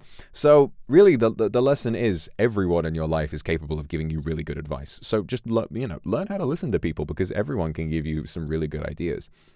Forget about those memories in Ember. I'm listening. And this part was Mane-san's idea as well. But I'm listening. I wish we could go back to a time when this shit wasn't so serious. But then I might miss this feeling too. And I wish there was another time, another place, where I do this because I was happy and not because I was scared. Yeah, this, yeah, and also I just love the vibes of this whole section of everybody just fucking around. And like I've said before, the instructions I gave people, I was like, guys, fuck around. Just do something goofy. I'm gonna run up, I'm gonna tap you, and then I want you to just start going crazy. And yeah, obviously the one on the left doing the flossing is Luca, obviously. And then you've got like the extras over here that we got just sort of doing whatever, kind of like messing around. And then you've got Luca doing like the Fortnite dances, Shu doing air guitar. It's a lot of fun, and then me just kind of fucking around in the middle. I just love this shot so much. I just really, really love this shot a lot, of like us just goofing around, because it's, in a sense, this represents me learning to be okay with whatever the fuck I'm doing. And in this song particularly, it's less like Hand of Daedalus, where I'm truly accepting that side of myself. This part is me, where I'm truly accepting this part of myself.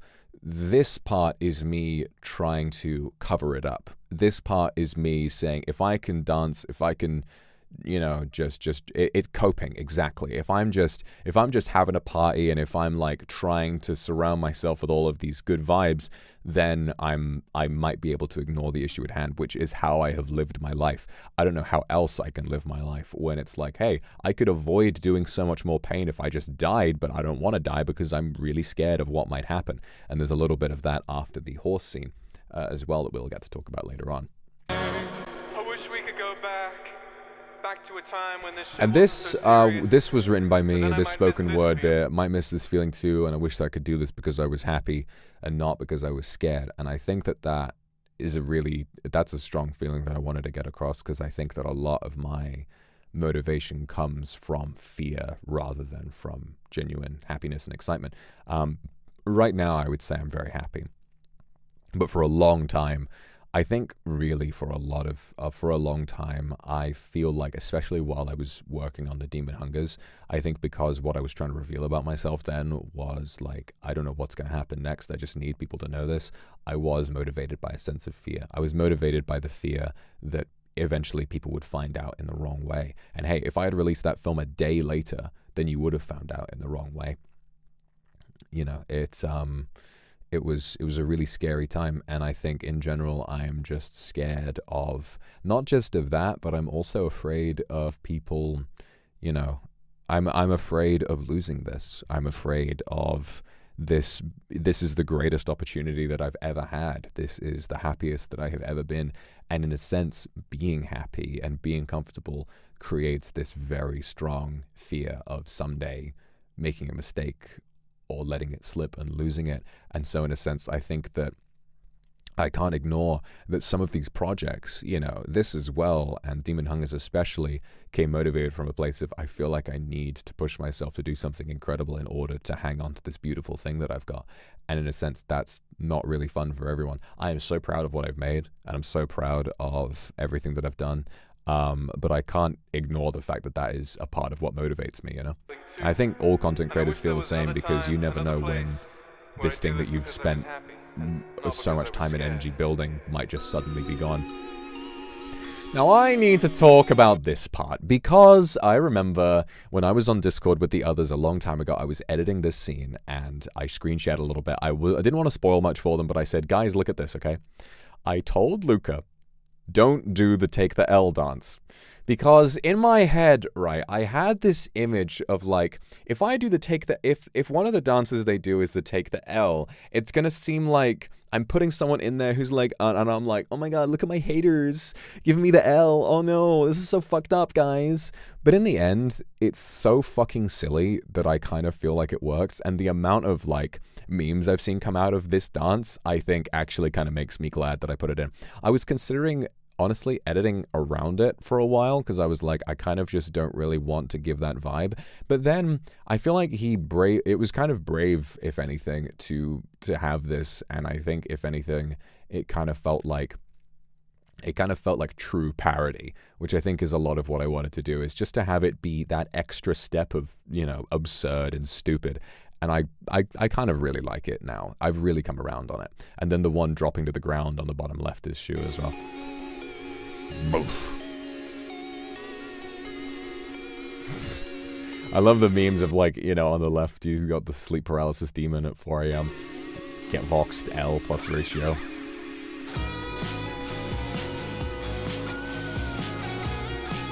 This dance was a lot of fun to do.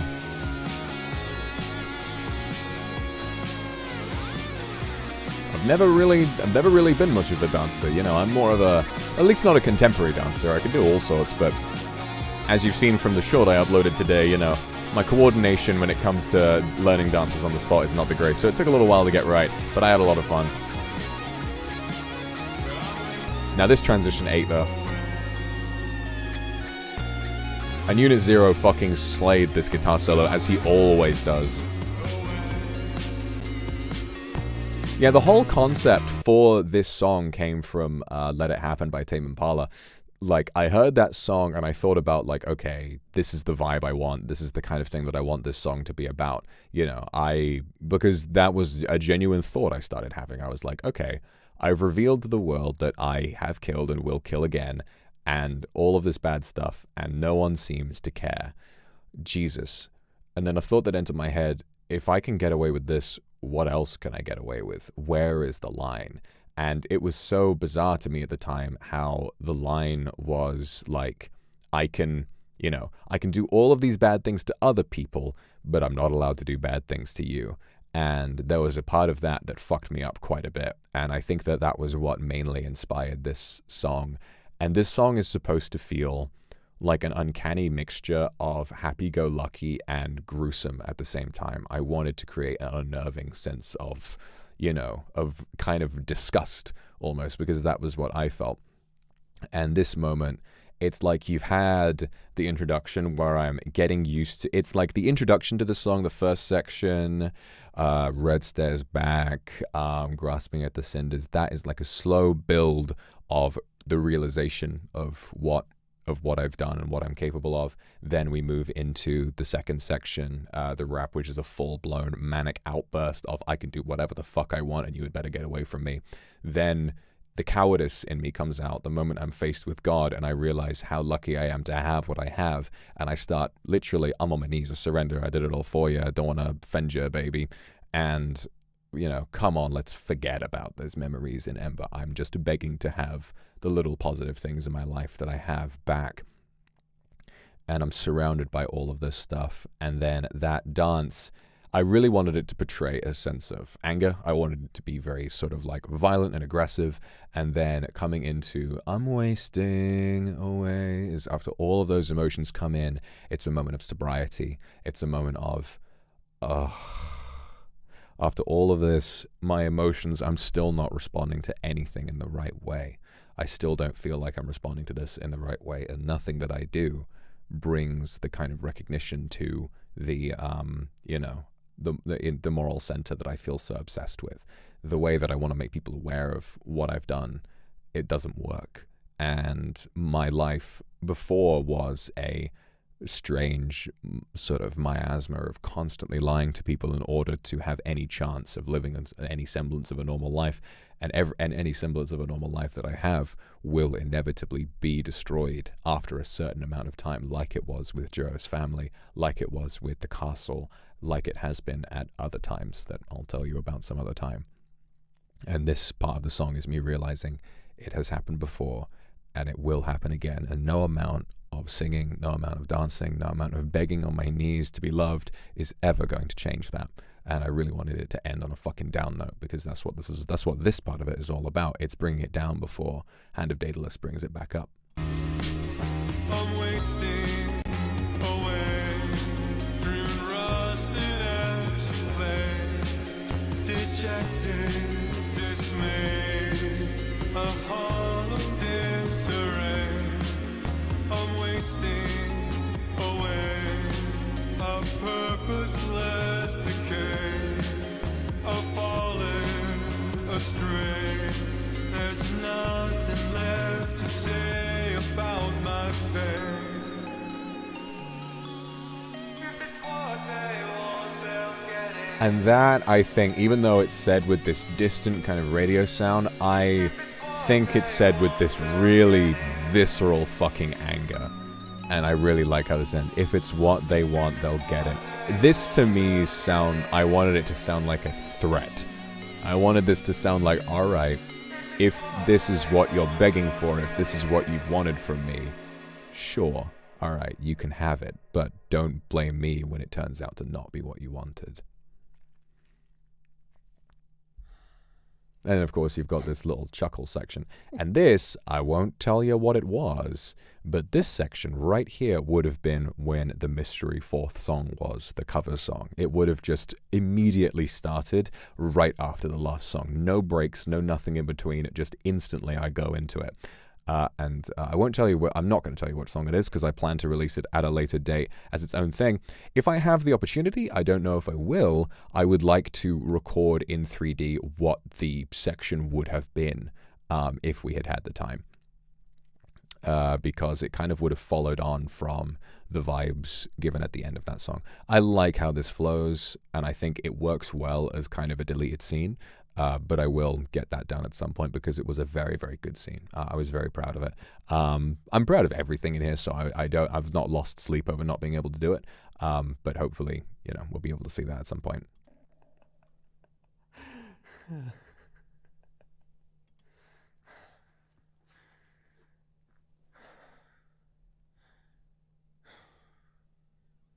And yeah, I'm just in the void right now. I don't know what the fuck I'm doing. Sure. Okay. Fine. Moo! There's the plastic cow.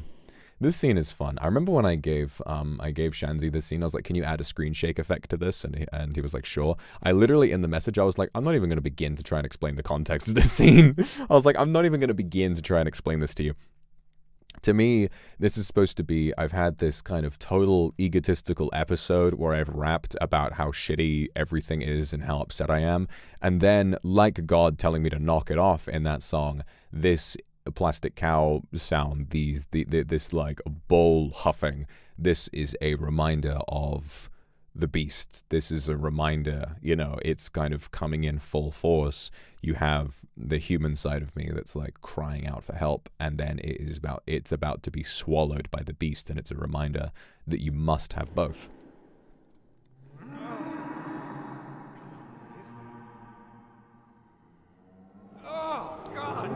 Originally, I actually had a different idea for this scene, but it wouldn't have worked because, to be honest, a lot of the script I wrote without verifying with staff whether or not we could actually do it.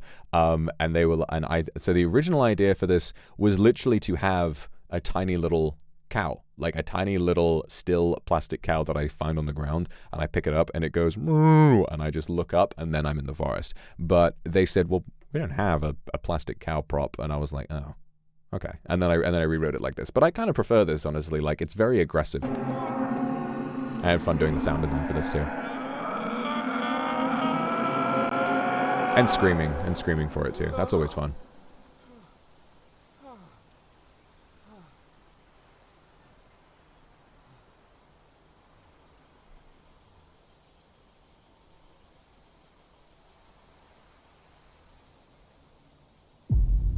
Hell fucking yeah, dude.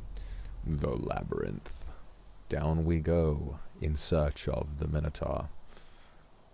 Or perhaps maybe the Minotaur is trying to escape.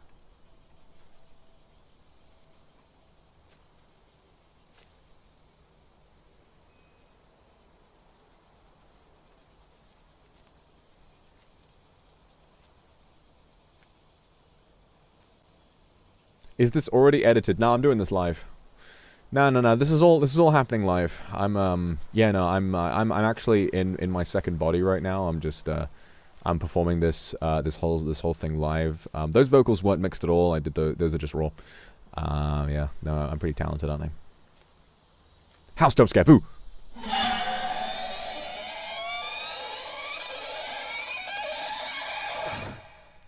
Yeah, a pretty simple scene. It's supposed to just be kind of like walking through the forest and then see a reminder of that little hut. It's very similar to the one that I stayed in with Jiro's family. I just wanted it to be like, you know, a reminder that I get really freaked out by imagery like that.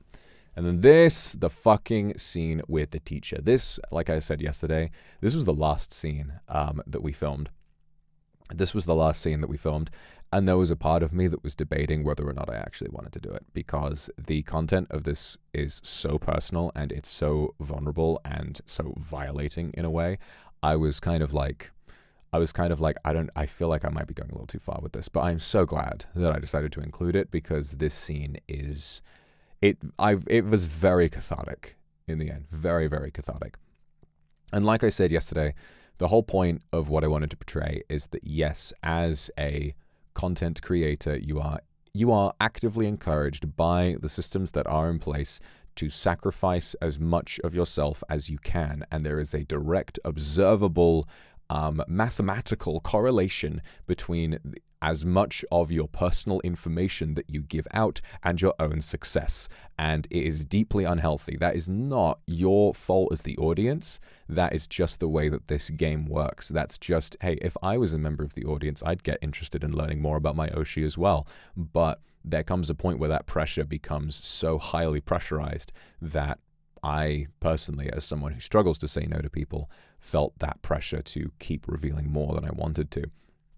And it's very important to show that the person asking me those questions and, poking and prodding at me and getting me to say those things was myself. That's a decision that I made. Now, I know you haven't And you as the studied audience despite shouldn't my feel constant reminders. upset about that. And I don't want anyone to second guess and wonder if they've made me upset by asking a question like that. Just vibe. It's fine. This is just kind of my perspective as an artist about what I've been through, but that's not your fault. I don't want anyone to feel bad, Let's see. We'll start you off with an easy one, shall we? How about this? Give us your answer out loud, yes? How long are your hands from wrist to fingertip? My hands? Struggling? That's okay. What about question 2? How many shots can you do in one sitting? Oh, well, I'm glad I included the part about alcohol, because it does feel like there's a lot of fucking pressure to drink, because hey, it's way more entertaining for people when you're drunk. That's just how it works. Drink! Also, obviously very inspired by Whiplash too. God, I don't know why you're asking me. Loosen those lips, boy. Question 4. What was it that made you so afraid to upset people? I don't know. Anything you feel strongly about politically? Why are you asking me that? Are you religious? I don't have to tell you anything. How dare you speak out of turn against me, boy? You would better answer this next question. Was I acting as both? So this is, it was very creative, very clever, how we did this. So we did multiple takes, a few takes where I was my real self sat in the chair, and my lovely Manic played the teacher version, and then we did another version where we swapped roles. So because I knew exactly what I wanted to do. So in all of the shots where it's focused on the teacher, that's me being the teacher. And in all the shots where it's focused on the student, that's me being the student. Thing will be the last of your worries. Do you understand? Out with it! Now, this one is so simple. It's something everyone should keep close, and if you can't answer it off the top of your head, I dread to imagine how you'll perform for the rest of the semester.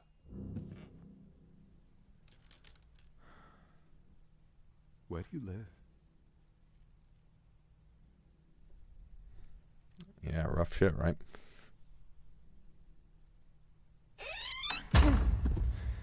Now, I want to take a moment to talk about that final shot, because unfortunately, this was the last thing that we shot, and it was very late on the final day. Tarushka, thank you very much for the super.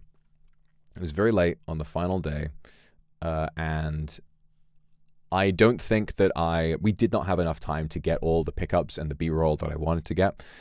This transition is very important, because I want you to take a look at where I'm putting my hands. Okay? Again, this is all about me responding to pressure that is not anyone's fault in particular, but it's a negative trait that I have. I wanted to be able to show this more accurately, but this is the best shot that I got. But yeah, sometimes I can be faced with a question, or I used to be faced with questions of, if I reveal this fact about myself, will it be good for my business? Yeah. Will I be deeply violated by revealing that information? There was a time where I never asked myself that question. And so that's kind of a lot. I won't say it directly. I think all of you know exactly what I'm talking about, though. But yeah, there's a reason why he kicks my legs apart, and there's a kind of door opening sound, and I go to quickly cover up my genitals, you know, because, I mean, hey, really, it's not even about a specific event. I think that there's a lot of my career that can be attributed to that exact scene. It's a shame that we didn't wind up getting a clear enough shot to very clearly portray that. Maybe in the future I would be able to kind of grab something at, you know, like a director's cut and be able to put that together. But you know, that's what I intended to show here.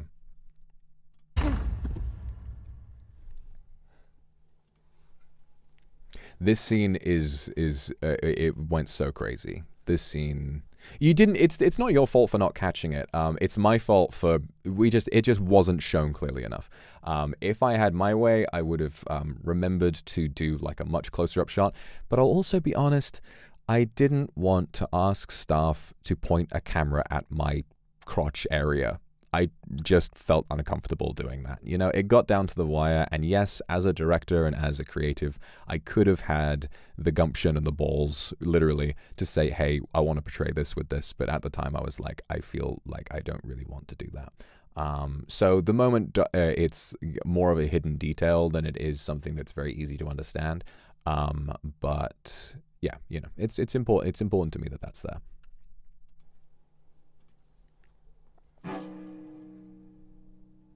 All this music is fucking stock music, by the way. The way it fits well. Artlist is a great source of stock music. It's really high quality stuff. You have to tell me how to fix this. The stairs. So the way this worked is that obviously this is all filmed on in a studio space. And the way that this worked is they literally, so again, this scene is a nod to Perfect Blue, and I wanted it to be on stairs to portray the difference between myself and this version of myself that I see in the distance, how much farther ahead it is, how much stronger it is, how much more refined and mysterious it is, and how I feel that I cannot reach that. And it's only when I become too angry that I reach it and I wind up destroying it. You know, and if only I could control my anger and my insecurity and my frustration, maybe I'd be able to reach that in more of a healthy way, but I've yet to be able to do that. And the way that this was done is that they built stairs out of wooden boxes, strong, sturdy wooden boxes with weights in them, and lots and lots of tape and safety mats all around.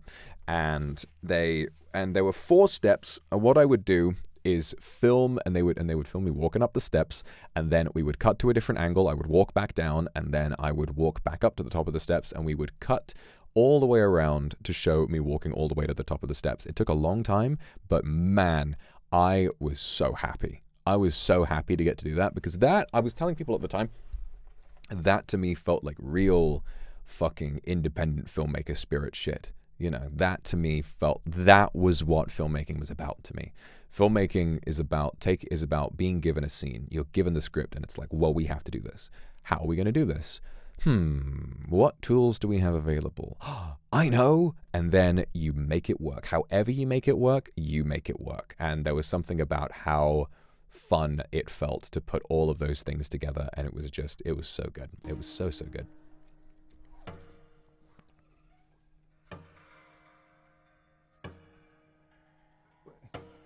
Please, I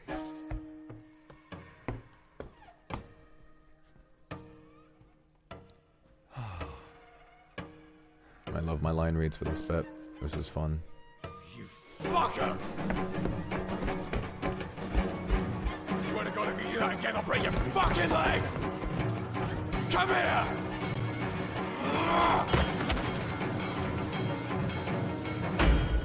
Oh yeah! Oh yeah! Look at that! Wait, hang on. Oh no! So another thing about this one, the version of me running up the stairs was played by me, and then the one walking away was Manic. But then the moment we pull down the stairs, swap roles, because I was never going to write a scene where I, you know, try and ask someone else to do something physical like that. I was not going to do that. So we swapped roles, and I took on the one getting dragged down the stairs. Which is funny because that's the exact moment where we're supposed to kind of swap perspective to this one and kind of show, hey, reminder, that's you, buddy. You're not chasing down some invisible figure that you're annoyed with and you're gonna get rid of. That's you. Yeah. I like this a lot because this is like obviously one of the facial expressions they had done, and I love how I've never used it anywhere else. I loved how this came out of fucking nowhere. This felt really good. This felt really good to throw out. You know, having that idea and like, hey, why don't we just chuck that in? I know it's a blink and you'll miss it moment, but I mean, hey, you guys are welcome. I'm just saying, like, yeah, it's fine. You know, it's okay to like it. Olivia, thank you for the super, and Volgang, thank you very much. Is that real blood, or is that's actually, those are blood effects that I added in. Those are some blood effects that I cropped into the scene very recently, actually. I wasn't sure if I wanted to do that, but I added them in myself. If you slow it down, they probably don't look that great, but in motion, I think they look pretty good. Yeah, I'm quite happy we decided to go for this. And this transition's really good. Ah, yes, the judge scene.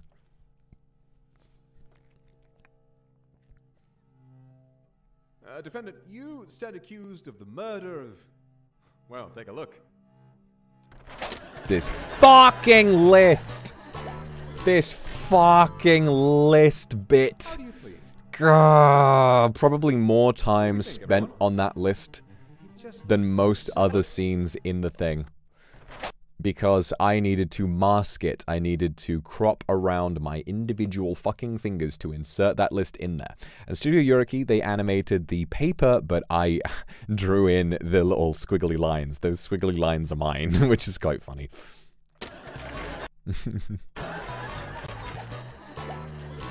And I just love, like, again, more of that same vibe with like trying to find a weird, uncanny balance between funny and horrifying, where I think that's what I've said this before. I think that's what the best horror comedy is. The best horror comedy is The Lighthouse. Okay, The Lighthouse, and this obviously I will never in my life make something as fantastic as The Lighthouse, but The Lighthouse is so scary and so unnerving and freaky, but it is also fucking hilarious. And that tone never sacrifices itself. That tone never, the funny moments never sacrifice the scary moments. The scary moments are scary at the same time that the funny moments are genuinely funny. And it's a maddening experience. And that's the best horror comedy. Most horror comedies these days are just comedies with gore. And I find that those movies can still be fun, but I would not call that a horror comedy. I would just call that a comedy. You know, it's a violent comedy, like, sure, you know.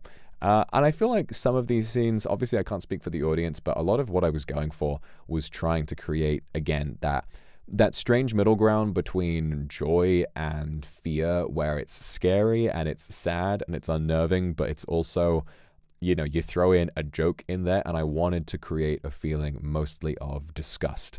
I wanted to create a feeling of, you know, because this is the life I've had to get used to. Every moment in my life before now has felt so incredibly serious. Every moment has felt so insane to me.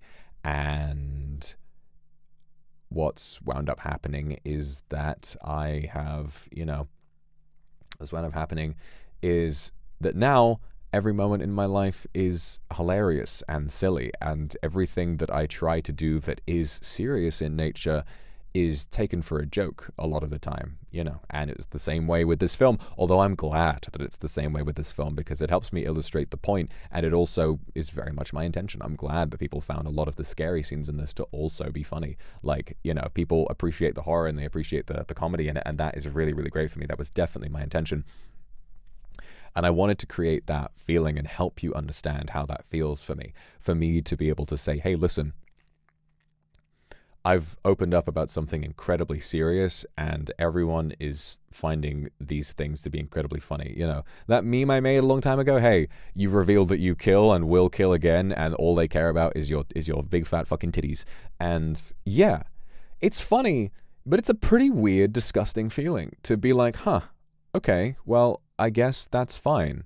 You know, I guess I can just move on with my life now. No one's punishing me for this. I'm glad that I still have this wonderful thing that I've always wanted, but it doesn't feel right anymore. And something about that feels wrong. And this little bit, it's supposed to be genuinely funny, but it's also supposed to be really out of place and quite bizarre. And I'm glad that it comes off that way, you know? How do you plead? I'll tell you something else. I'll tell you something else that's quite funny. This bit right here, this one shot. You see how he still has his hand out? Studio Yuriki actually animated the list still like falling out of his hands, but it went behind me in the foreground, and I looked at that and I just went, no. Surreal nightmare sequence, the list has disappeared. I actually don't want to do that anymore. I am not about to mask around like maybe 3 or 4 seconds at 60 frames each of that list falling through me. I don't want to do it. I'm done. I'm just gonna the list disappeared. It's a dream sequence. Fuck off. Like I was done. I did not want to do that anymore. It was quite funny. Guilty. Whatever you say. I sentence you I love this song as well. What do we think, everyone? This song as well is called Taurus, which is quite funny. Doesn't he? He's cute when he's upset. But you know, I was thinking just the same thing. I don't understand. I'd hate to put a frown on that face, Mr. Akuma. Would you say you're sorry for what you did? Well, of course I'm sorry. Are you even listening to me? Then I hereby sentence you to life on this earth. And all we need you to do is think about what you've done. Do you not hear yourself? What the fuck is This wrong court with is you? adjourned, Mr. Akuma. Best of luck, and may God have mercy on your soul. No! No. Oh, it's the goated horse scene. So I'll say it again. I said it yesterday, but I'll say it again. This scene is one of my favorite scenes in the whole thing. It might genuinely be my favorite scene in the film. And I came up with this scene when I was looking through the list of props that staff had available that you could, obviously you can ask them to make props for you. We had the sword, we had the cowboy hats, and we had the cereal bowl. But obviously there's only so much they can make for each individual person, but you can use the other stuff as well.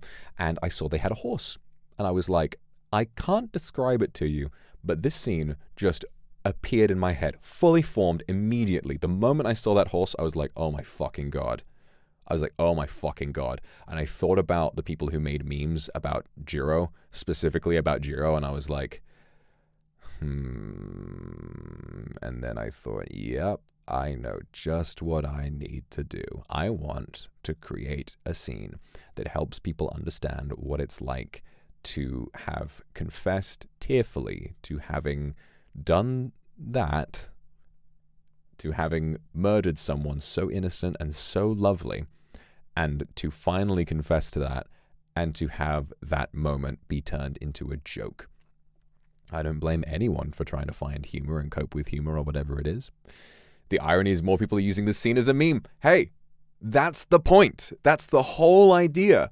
That's the whole idea behind it. I'm really, really glad that that's being effectively illustrated here. And I'm glad also that we could take a little bit of joy in that moment. And we can kind of take a bit of stuff in that. Like, that to me is good. That's what I want out of this.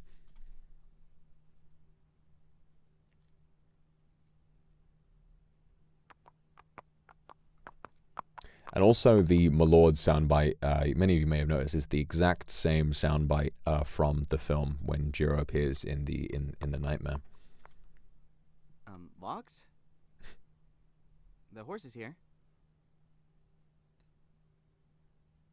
My lord?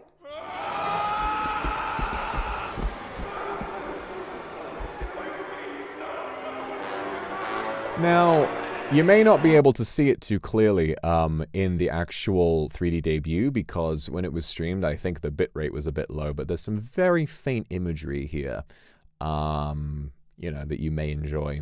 You may enjoy increasing the brightness on your own time and taking a look at. And also, let's appreciate this rendition. Let's appreciate this rendition of Jiro's theme.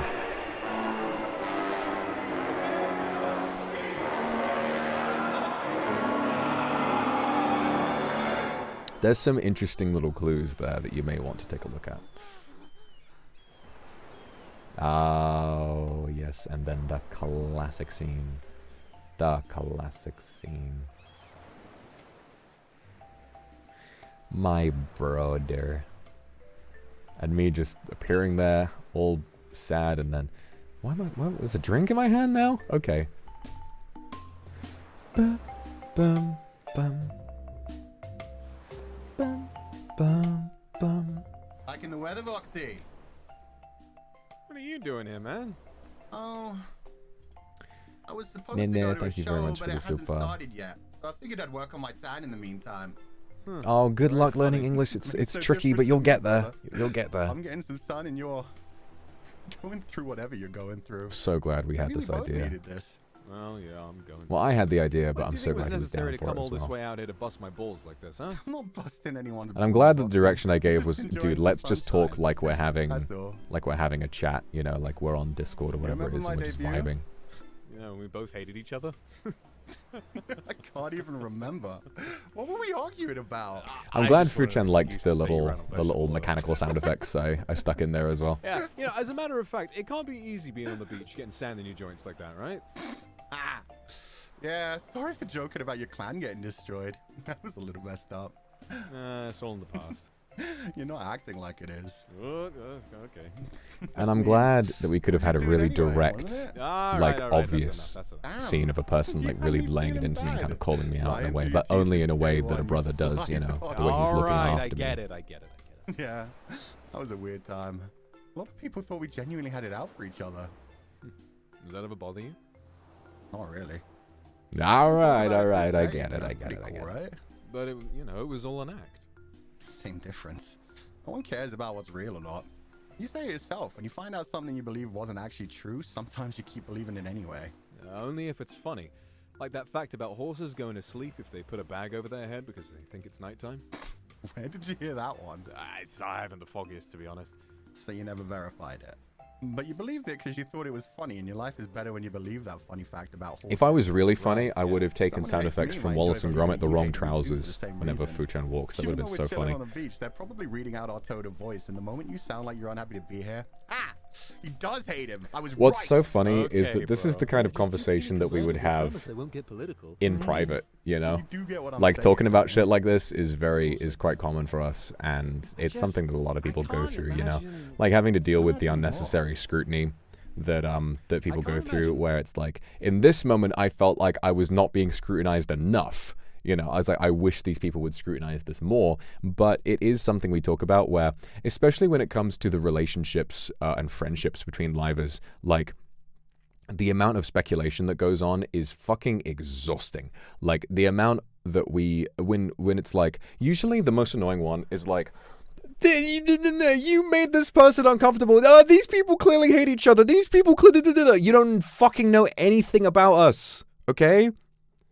You need to understand that your Oshi is not going to fall in love with you if you stand up for them against a threat that does not exist, okay? They're going to get really, really annoyed at you and have their privacy violated. It's not a good thing to do, okay? It's okay to have thoughts about these things. It's okay to personally think, I don't know if I like the dynamic between these people. That is your experience, and that's fine. That's fine. You can choose whether or not you want to interact with that particular pair of livers when they collab or whatever it is. That is your decision. That is your choice. But when it comes to stuff like, you know, just, you know, you see, like, someone will make a joke on a collab and maybe not everyone laughs. Suddenly you'll start getting like, you start getting like, you know, all of these, or you start seeing like discourse and shit of people being like, I didn't really like how these people, I don't think he felt okay in that moment. Oh, I need to protect my Oshi. When we're all grown ass adults. I'm the most grown ass adult of them all. I'm several times your age at least, you know. So obviously, I know it comes from a good place. I know it comes from, I want my Oshi to be comfortable, but it's not necessary, okay?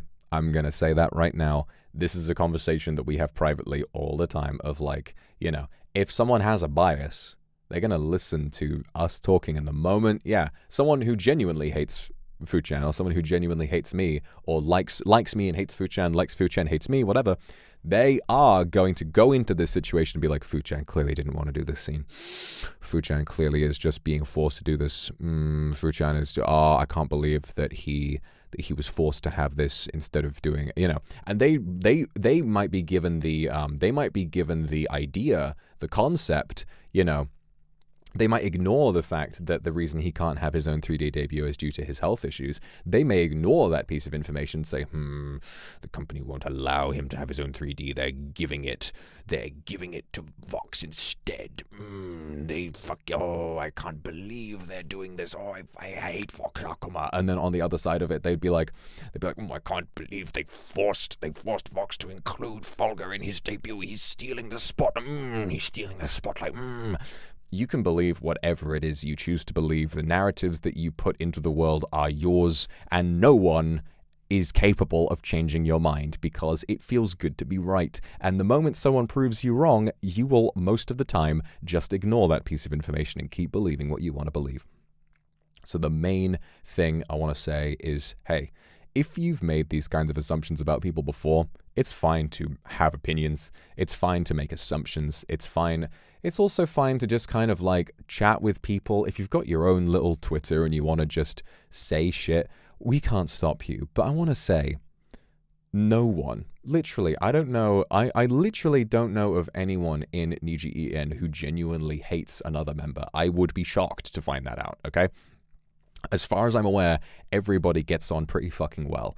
And if you start making assumptions about individual members just because of one very slightly, like, you know, stilted interaction that two people had when it could be because they just don't really know each other that well, then, you know, maybe you need to just chill out a little bit and realize, like, hey, actually, this is a pretty great thing. All of these people seem to get along well and everyone's chilling, you know? That's the truth at the end of the day. Everyone is chilling. Fact of life. Knowing what people know about me now, and still seeing me the same way as they did before they knew it. I really did that. I really killed those people, but they act like it's all a work of fiction. Bro, you did make an entire movie to tell people that. I thought it'd Getting to shoot this with him was really nice. I'm not blaming you for that. Getting to go see him and being on the beach. We didn't have a lot of time to like hang out and stuff because obviously we had like a tight schedule on all of it, but including him and, you know, getting to go that far just to make sure he could be a part of it. I was so happy to do all of it. The people who love you, they wanted you to win regardless of what you did. To them, that's just all backstory. Set up. It's lore, bro. You're not a bad guy. And you never will be. They'll always see you as that misunderstood baby girl who just wants to be loved. Hell, this body has taken almost as many lives as yours, and people still call him their sweet little nyan. Isn't there a line? Like, surely, even with that separation, someone can go too far. Sure, but even then, it's all just part of the story. You did wrong then, but that was centuries ago. It's set up. Those just aren't current events. There's also something quite liberating about having this conversation in a public setting, you know, like showing people a conversation like this, you know, talking about getting cancelled for shit and all of that. Like, there's something quite freeing about it. No, haha. Most people don't even live that long, the you know. reaction from people watching, it's still going to be the same, whichever scenario it is. Whether you're the sideman or you're Kendrick, people watch and they get invested. Then they go back to their lives. You might not like me saying this, but you don't get to. I'm really glad, actually.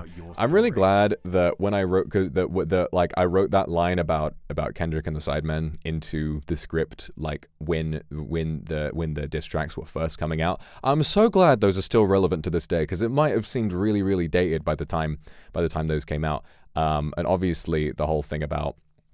Yeah, it was a good line. It was a good line, honestly. I'm quite happy with it because it's like. Yeah, you know, it's like an example of, hey, beef that is very fucking real and is very much based on a really shit situation, or beef that is 100% fake.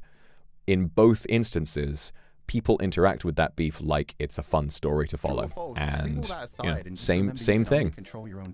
It's not really the same thing, but the chemicals that trigger in your stomach when you follow those stories, very similar. You've got your fave, and you root for your fave, and you ignore information that makes your fave look bad.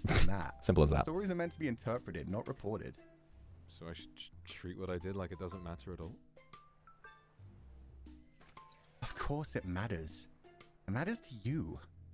You did a bad thing, and you're convinced it makes you a bad person. Brother, most of the script, while it's based on real interactions I've had with Fuchan, most of the script was written by me. However, he made his own contributions to the script, and he had some lines that he wrote, and I believe this was one of them. Person is letting that stop you from doing any good things. I think this was me. You have done good things. You can't let your confession be the last one. Oh no, I think it was an earlier part. It was like, yeah, it was the line that he wrote. The big line that he wrote was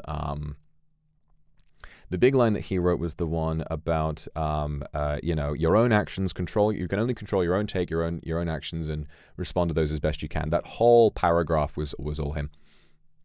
Thank you. It was a really good one. Mention it. No, Mary and Mercury, thank you very much for the Akasupa. Or the second, and fourth. All right. You off somewhere? It looks like the show's starting after all. Oh. Right. Well, safe travels. My butt looks so cute in that shot, you know. I love getting to hug my boy. Go on, Boxy. Thank you. You need to settle down, brother. I know. What you're guilty of now is all there is. Also, I love this shot. I love it so much. As much as you listen to also, I want to play that line again. I want to play that line again. Hold up. What you're guilty of now is all there is. You're gonna feel better. So I wrote that part. If what you're guilty of is all there is, you're gonna feel better. And I was going to leave that as the final line, but then Fuchan wrote this next one. Just give it time and listen to those that care about you at least as much as you listen to those who don't. Hearing that, he wrote that and he sent it to me like, hey, can I have this line at the end? And hearing that, I feel like even though I was already making such strides as a person in it through the creation of this film, that line felt like a bomb to me. I was like, oh wow, you know, because that is one of my greatest flaws. I respond so strongly to negativity and criticism that positivity, it's like everyone has a negativity bias. Seeing negative comments will always impact you more than seeing positive ones, but for me it feels a lot more powerful. And I've made big decisions in my life based on tiny negative minorities rather than the overwhelming positive majority. And hearing that from someone who is, what I admire about Fuchan is that he is so confident in his own content and in the way that he wants to do his job. He is so satisfied to play his games and to run his channel in the way that he wants to. And I will always admire that about him, because for me, I am such a piece of clay. I am very easy to punch into whichever shape you'd like me to be in. And for a long time, I think I've felt obsessed with following, you know, if it's like, oh, if something's not going right, I'm going to look at one person who says I'm not doing something right, and I'm just going to do whatever that person says. And I can't help it. I really can't help it. And even to this day, now that I know that I have that problem, I still notice myself doing it. I really, really can't help it. I know it's like a very deep-seated thing. And I won't get into too much detail, but I know it comes from like, you know, a really, really personal place, and I recognize where it comes from. But, you know, it's impossible for me to truly push those emotions out, but I have to try. And Fuchan makes me want to try. I'm gonna keep going before I start crying again. I love this shot as well. God, we really cooked on the cinematography for this. 90% of the shots were my idea, but I do owe it to staff for getting them all set up and organized. You know, based on my instructions, and Manic for translating my ideas for shots to staff as well. Kendra, thank you very much. Thank you. I'm glad you liked the moment. Great transition here. All the transitions in that whole section are great. I have to pat myself on the back for, you know, you don't need a fade, you don't need anything, just a good old-fashioned cut with all you need. I'm going to give you guys a little filmmaking 101. Filmmaking 101, okay? If you want to do a creative transition, the only thing you need to do is think about where the audience's eyes are going to be. Where is the audience looking? Well, usually they're looking at the subject. They're looking at me in this instance. In that instance, I'd be stunned if someone was looking at anywhere else than me and Fuchan. So when you see me holding him like that and then it looks like I'm... Those shots are not... There's no CG, there's no masking, there's no cutting out of the background. Those are just two shots cut together. But because I am in the same pose, doing the same thing, your brain fills in the gaps. And so it's the same thing as... I'm so glad that I didn't fuck any of those up, because a lot of the scenes in the big horror section were shot out of order. So, you know, the classroom scene was shot last. We shot Fuchan's scene fairly early on. And we shot the stairs scene after Fuchan's, but before the classroom one. So all of those transitions, and trying to remember where I was and what I was doing at the end of the scene, but I'm glad I managed to nail it. And I feel like it's a very good flow. It has a very good flow. And then Mary Mercury, thank you very much for the gifted. And then this. Oh boy. I love the little nod I do there. It's like I appear at a church and I just feel a little bit scared. I'm like, hey-o. Hey-o, big man. How you doing?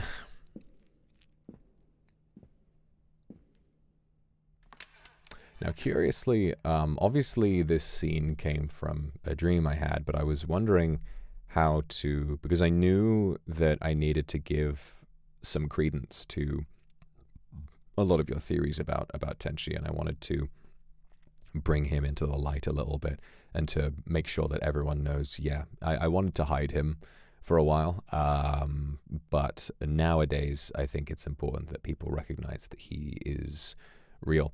I think that for a while it was my attitudes that I held when I was making the Demon Hungers I want to expose parts about myself, but Tenchi is a different guy. You know, we're very similar. Who's Vic? We'll talk about that when the scene comes up. But I think in the creation of this film, I felt that it was important to bring his story out into the light. And there's a lot more that I'll be able to tell you about it eventually. But I want to clarify that when I tell Tenchi's story more in the way that I want to tell it, I can tell you right now that it will be my biggest project ever.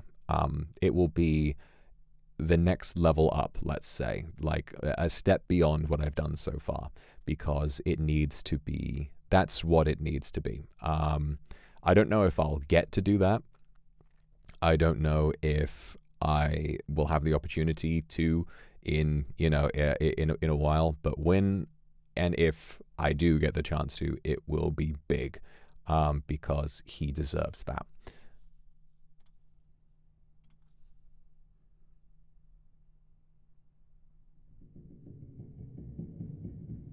I love this fucking shot. Dude, I cooked with this shot. Oh my god. This part, I recognize my genius. Okay, I would never call myself that in another context, but this shit. I remember showing Ike this shot and he was like, oh, that's Kino. It was so fucking funny. It was like, oh, that's Kino. It was so funny. I love this shot so much. And I want to tell you right now, the process of turning Tenchi into a silhouette was a technological nightmare. Okay? Trying to create the silhouette effect was a fucking disaster. It was, so I asked stuff, can we have a silhouette effect? And they were like, we've never really done that before. And I was like, that's fine. What can we do? And so we came up with the idea that we would, like we did with Kichiro disappearing, they ran the data sort of back through and filmed the scene multiple times, with one version that had me on a green screen and another version that had Tenchi on a green screen with the same angles and the same timing. And so what we would do is then apply effects to Tenchi and turn him into a silhouette based on that. And trying to get it all lined up, the processing power involved and all of that, my God, it was a real like kind of feat to get it all figured out. But I'm so glad it worked out in the way it did, because I love how you can just barely see him. I love how hidden away he is. And it was quite funny. I thought it might take people a little bit longer to figure it out, but I can't be surprised. I can't be surprised. I'm supposed to learn from you. Q, how does your voice stay so smooth like creamy peanut butter spread on warm, savory toast? You just have to be insanely fuckable all the time. If you can manage that, then you too can sound like me all the time. And now you're starting to freak me out. You're officially starting to freak me out. Can you give me some space? I like my dialogue in this part. I like how it's just me like having been through this disaster and I suddenly I have lost all patience to take these events seriously. I'm like, fuck this guy. Why is there a dark version of myself stood here? What the fuck is going on? How terrible of a day this has been for me.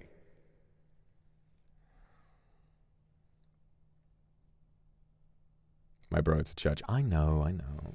I'm so scared. I've lived so many years, but I can never imagine what is going to be around the next corner that I turn.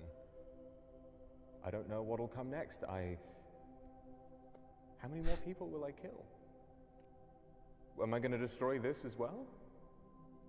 I'm so scared of knowing what comes next. I can never look. Okay, you know what's really funny about those little cutaways? So I think, because I wanted there to be that moment where the music comes in, I didn't think I could have just the same shots of me talking to him. So as it turns out, those two shots are actually NG footage of the background version of the shots that they got. That's all NG footage where we're not like a part of the scene, where they just shot the background and that is being recorded while they're getting the scene set up, and I was like, that looks good. I stuck it in. That's one of the nice things about editing, is that you have to use whatever's available to you to make it look as good as you possibly can. And it's really cool. It's really cool. Maybe I would seal my own fate in the process. I've told those people so much, but what if there's something even worse yet to come? I just want to know.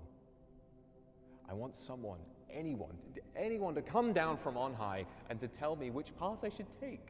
I can't make these decisions for myself. Big mood. But if they did, what if I didn't like what was at the end of it? Kind of flopped that one, but whatever. Would it be too late to turn back? We were so late in production on this one, like this was shot on our final day, to the point where like big scenes like this, we only had time to do it in one take. So this is my first go at it. I just need to know anything.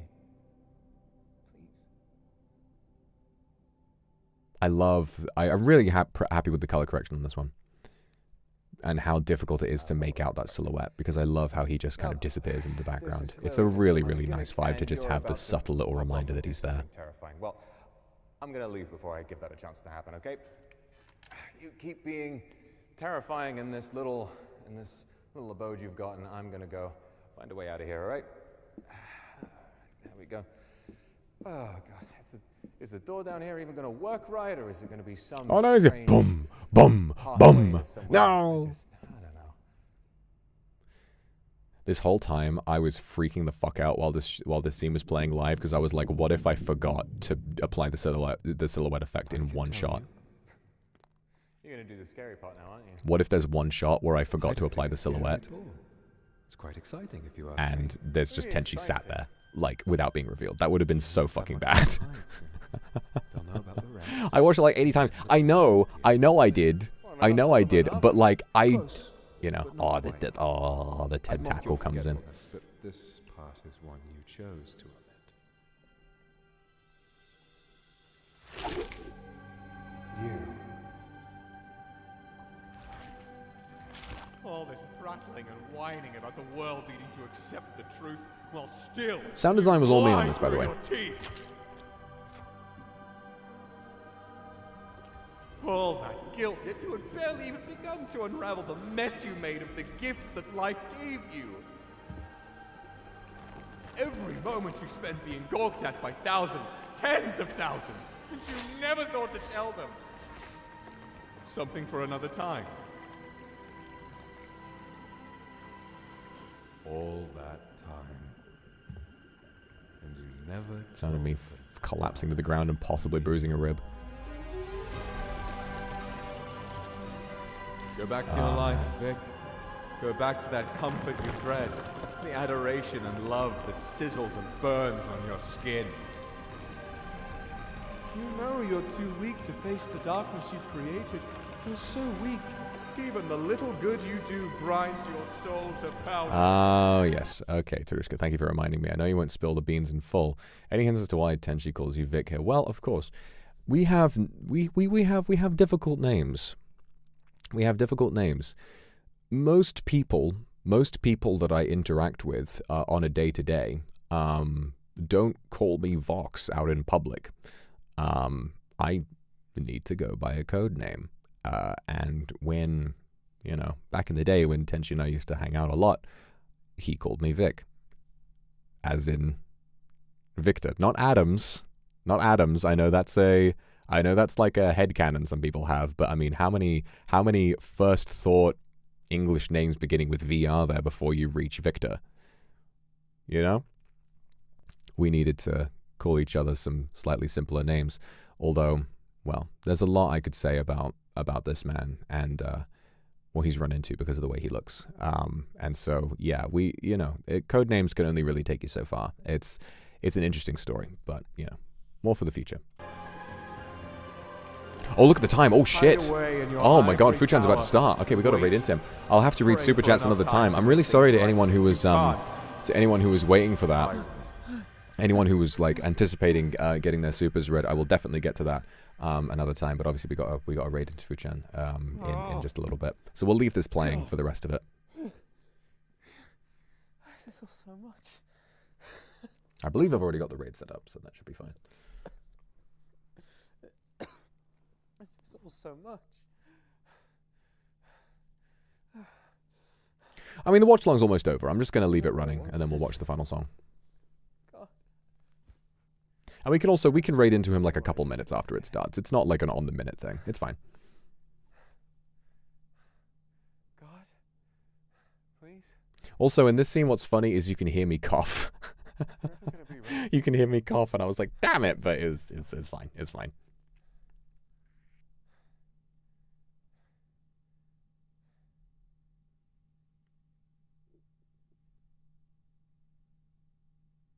I would mention a lot more about the scene with Tenchi as well, but it is difficult when I do want to keep a lot of aspects about him as a person a little bit more secretive.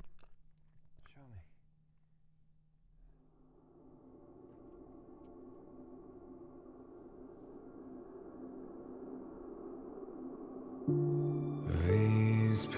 me. This song is so hard.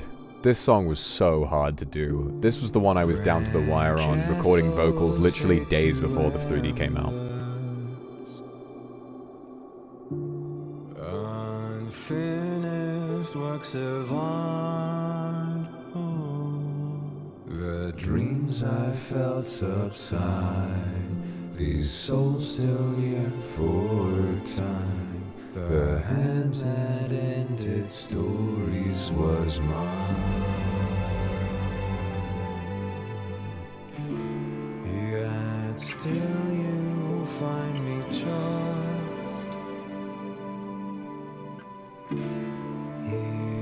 This verse was mine. I wrote this one, and like having, you know, the slow realization of, yes, I've done wrong, but after all that's happened and after everything you've seen, you still trust me, and I must.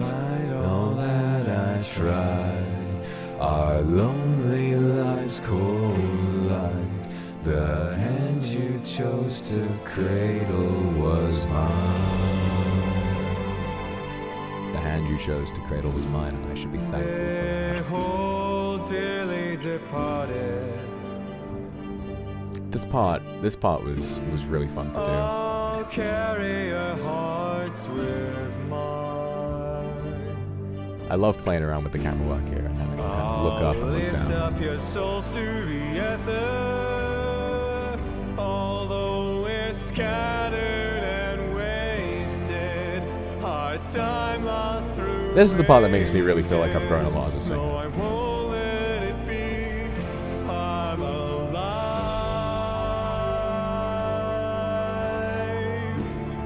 Upheld with the highest. I pronounced it ether because ether just would not. To the ether? Nah, ether sounds better. Legacy marked Down in stone. I'll carry it with me, I promise. Although our memories in ember, our time will remember. I'll keep it within. I'm alive.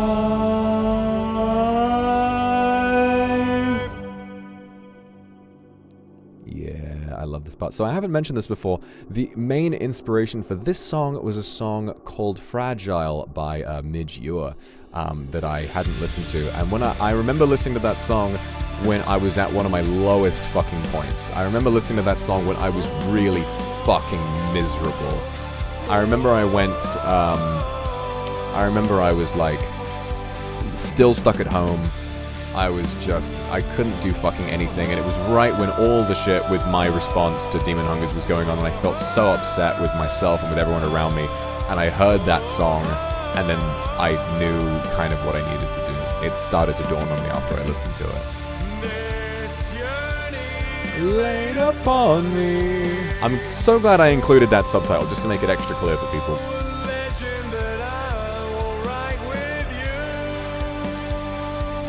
It's called Fragile by NIJISANJI. Same guy who made Man Who Sold the World. And then after, of course, I'll pause it a little bit. And then, of course, after we've had a scene of me hearing Jiro's voice say, "My lord," and I freak out and scream and I scramble away and I see a vision of hell, essentially. In that scene, under the music, my vocals are quite muffled, but in that scene, I'm saying, I don't want to go back. I won't go back. I won't do it again. You can't take me back. Get your hands off me. After that much fear and panic, hearing his voice again makes me feel happy.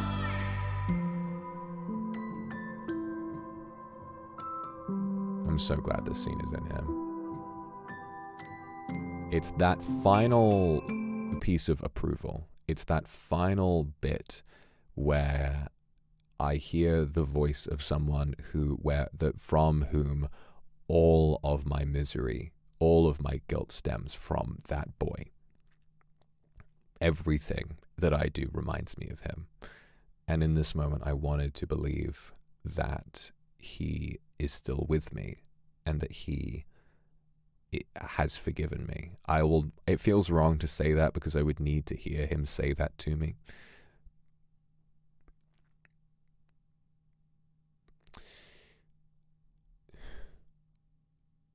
But I want to believe that he's, wherever he is, he's okay. And this scene is accepting that I will never know. I will never know if he's okay or not. I will never know what happened. I don't fully understand if people stay with me for eternity or if someday they leave or what happens to them. Maybe they get used up and they just disappear forever. I don't know. But there's someone. There are people in there and I hear them. I want to believe that he's one of them. And if he can, I want to believe that he could see this. Because if he can, then maybe this whole thing wasn't for nothing after all. I won't waste this. No, I won't waste this. Our dreams I'll carry on my shoulders. I won't waste this. No, I cannot waste this. There's still a reason I'm alive. I'm really proud of how these vocals turned out in the end. They were so difficult to get down, but now that I've done it, I'm really happy with it. And you got New Sidonia in the background, another kind of visual that that's where you guys are right now. That's where this is. The main concert I want to play. And of course, this is the concert. It's this is the traditional 3D debut. I'm finally on stage after people talking all 3D debut about how, where's the show gonna happen? Here it is. I'm doing it for those who matter the most. It's for you. This final note I fucking slayed, and I'm so happy I did.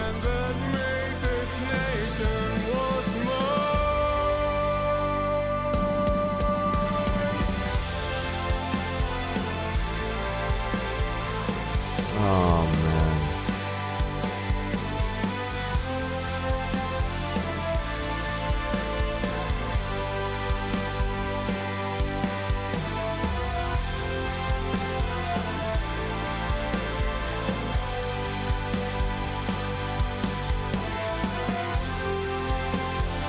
I'm so happy with how this turned out. This last moment, it's everything I could have wanted and more. And interestingly enough, yeah, you got the file. I'll try to wrap up my final thoughts before we raid into Fuchan. But yeah, I'm really happy with this. And this, I'll pause on this because obviously the credits are the credits, and that's great. But this image we took, I really like. Me smiling and and just getting rained on, because visually it's so simple. It's just, yes, you walk out, and I've walked outside and I'm getting fucking soaked. There's so much that I could be miserable about, but the sun is shining. The world is full of beautiful colors, and there's just far too much to be happy about, to be sad about the rain. And so whatever, I'm going to smile, and I hope I get to make you smile in the future as well. Another interesting fact, actually, one last thing that I want to say. Hey, thank you very much for the Akasupa. One last thing that I want to say before we raid into Fuchan is that before, I knew for a very, very long time, even before the Demon Hungers came out, I had in my head an idea for my 3D, regardless of what I did for it. Before I even had the idea for Minotaur as a film, if I was going to do a more traditional one, I wanted it to end like this. I wanted it to be a scene where I sing a song that is, that takes me from my home out into the world, and then I go inside myself into New Sidonia, and I finish the song for, the kindred of years past. And the song that gave me that idea originally was not Fragile by Midgear, although it's more closely resemblant of that song. The first song was fucking, what's it called? Somewhere Only We Know by Keen. I remember hearing that song and thinking about those lyrics and being like, that song reminds me of you. The way, and if you have a minute, why don't we go talk about it somewhere only we know. This could be the end of everything, so why don't we go? So why don't we go? Somewhere only we know, somewhere that's just for us. That song made me think of you, and and if I could have the ability to cover that, I would have. But in the end, I'm glad that it evolved over time and became this. Thank you, Lulu Elf, for the Akasupa. Thank you so much, Yuki. Thank you very much. All right, we are going to raid. Thank you very much for today, Lily YF. Thank you so much, and Sabina Kari and Akuma. Thank you so much for your support today. Leon Mochi. Oh, there's a lot of supers coming in. I don't want to run over Fuchan, but I'm really grateful to everything. Thank you, Sal. Thank you, Lou, for the Akasupa. I'm sorry you missed it, but I'm glad you wanted to congratulate me anyway. In the words of a great man, nobody does it like you. Thank you. Thank you. Thank you so much. Tarushka, thank you very much. I'm glad I chose to make it so personal. I'm glad I chose to make it so vulnerable, and I'm glad I chose to show so much of this to so many people. We will do a super reading stream tomorrow. Thank you very much, Sunny and Youngju. So if you're planning on sending a super today, it's okay. We're going to do another one tomorrow. Avis gifted, thank you so much. I'm thinking tomorrow I want to play RuneScape, so why don't we do that? We'll start the morning with a super reading, and then we'll transition over to a members RuneScape stream afterwards, okay? So I'll see you all in a bit. Thank you very much for coming. Go and enjoy Fuchan's new outfit reveal. I love you so much. Thank you for coming on this journey with me. I'll see you soon. Bye-bye.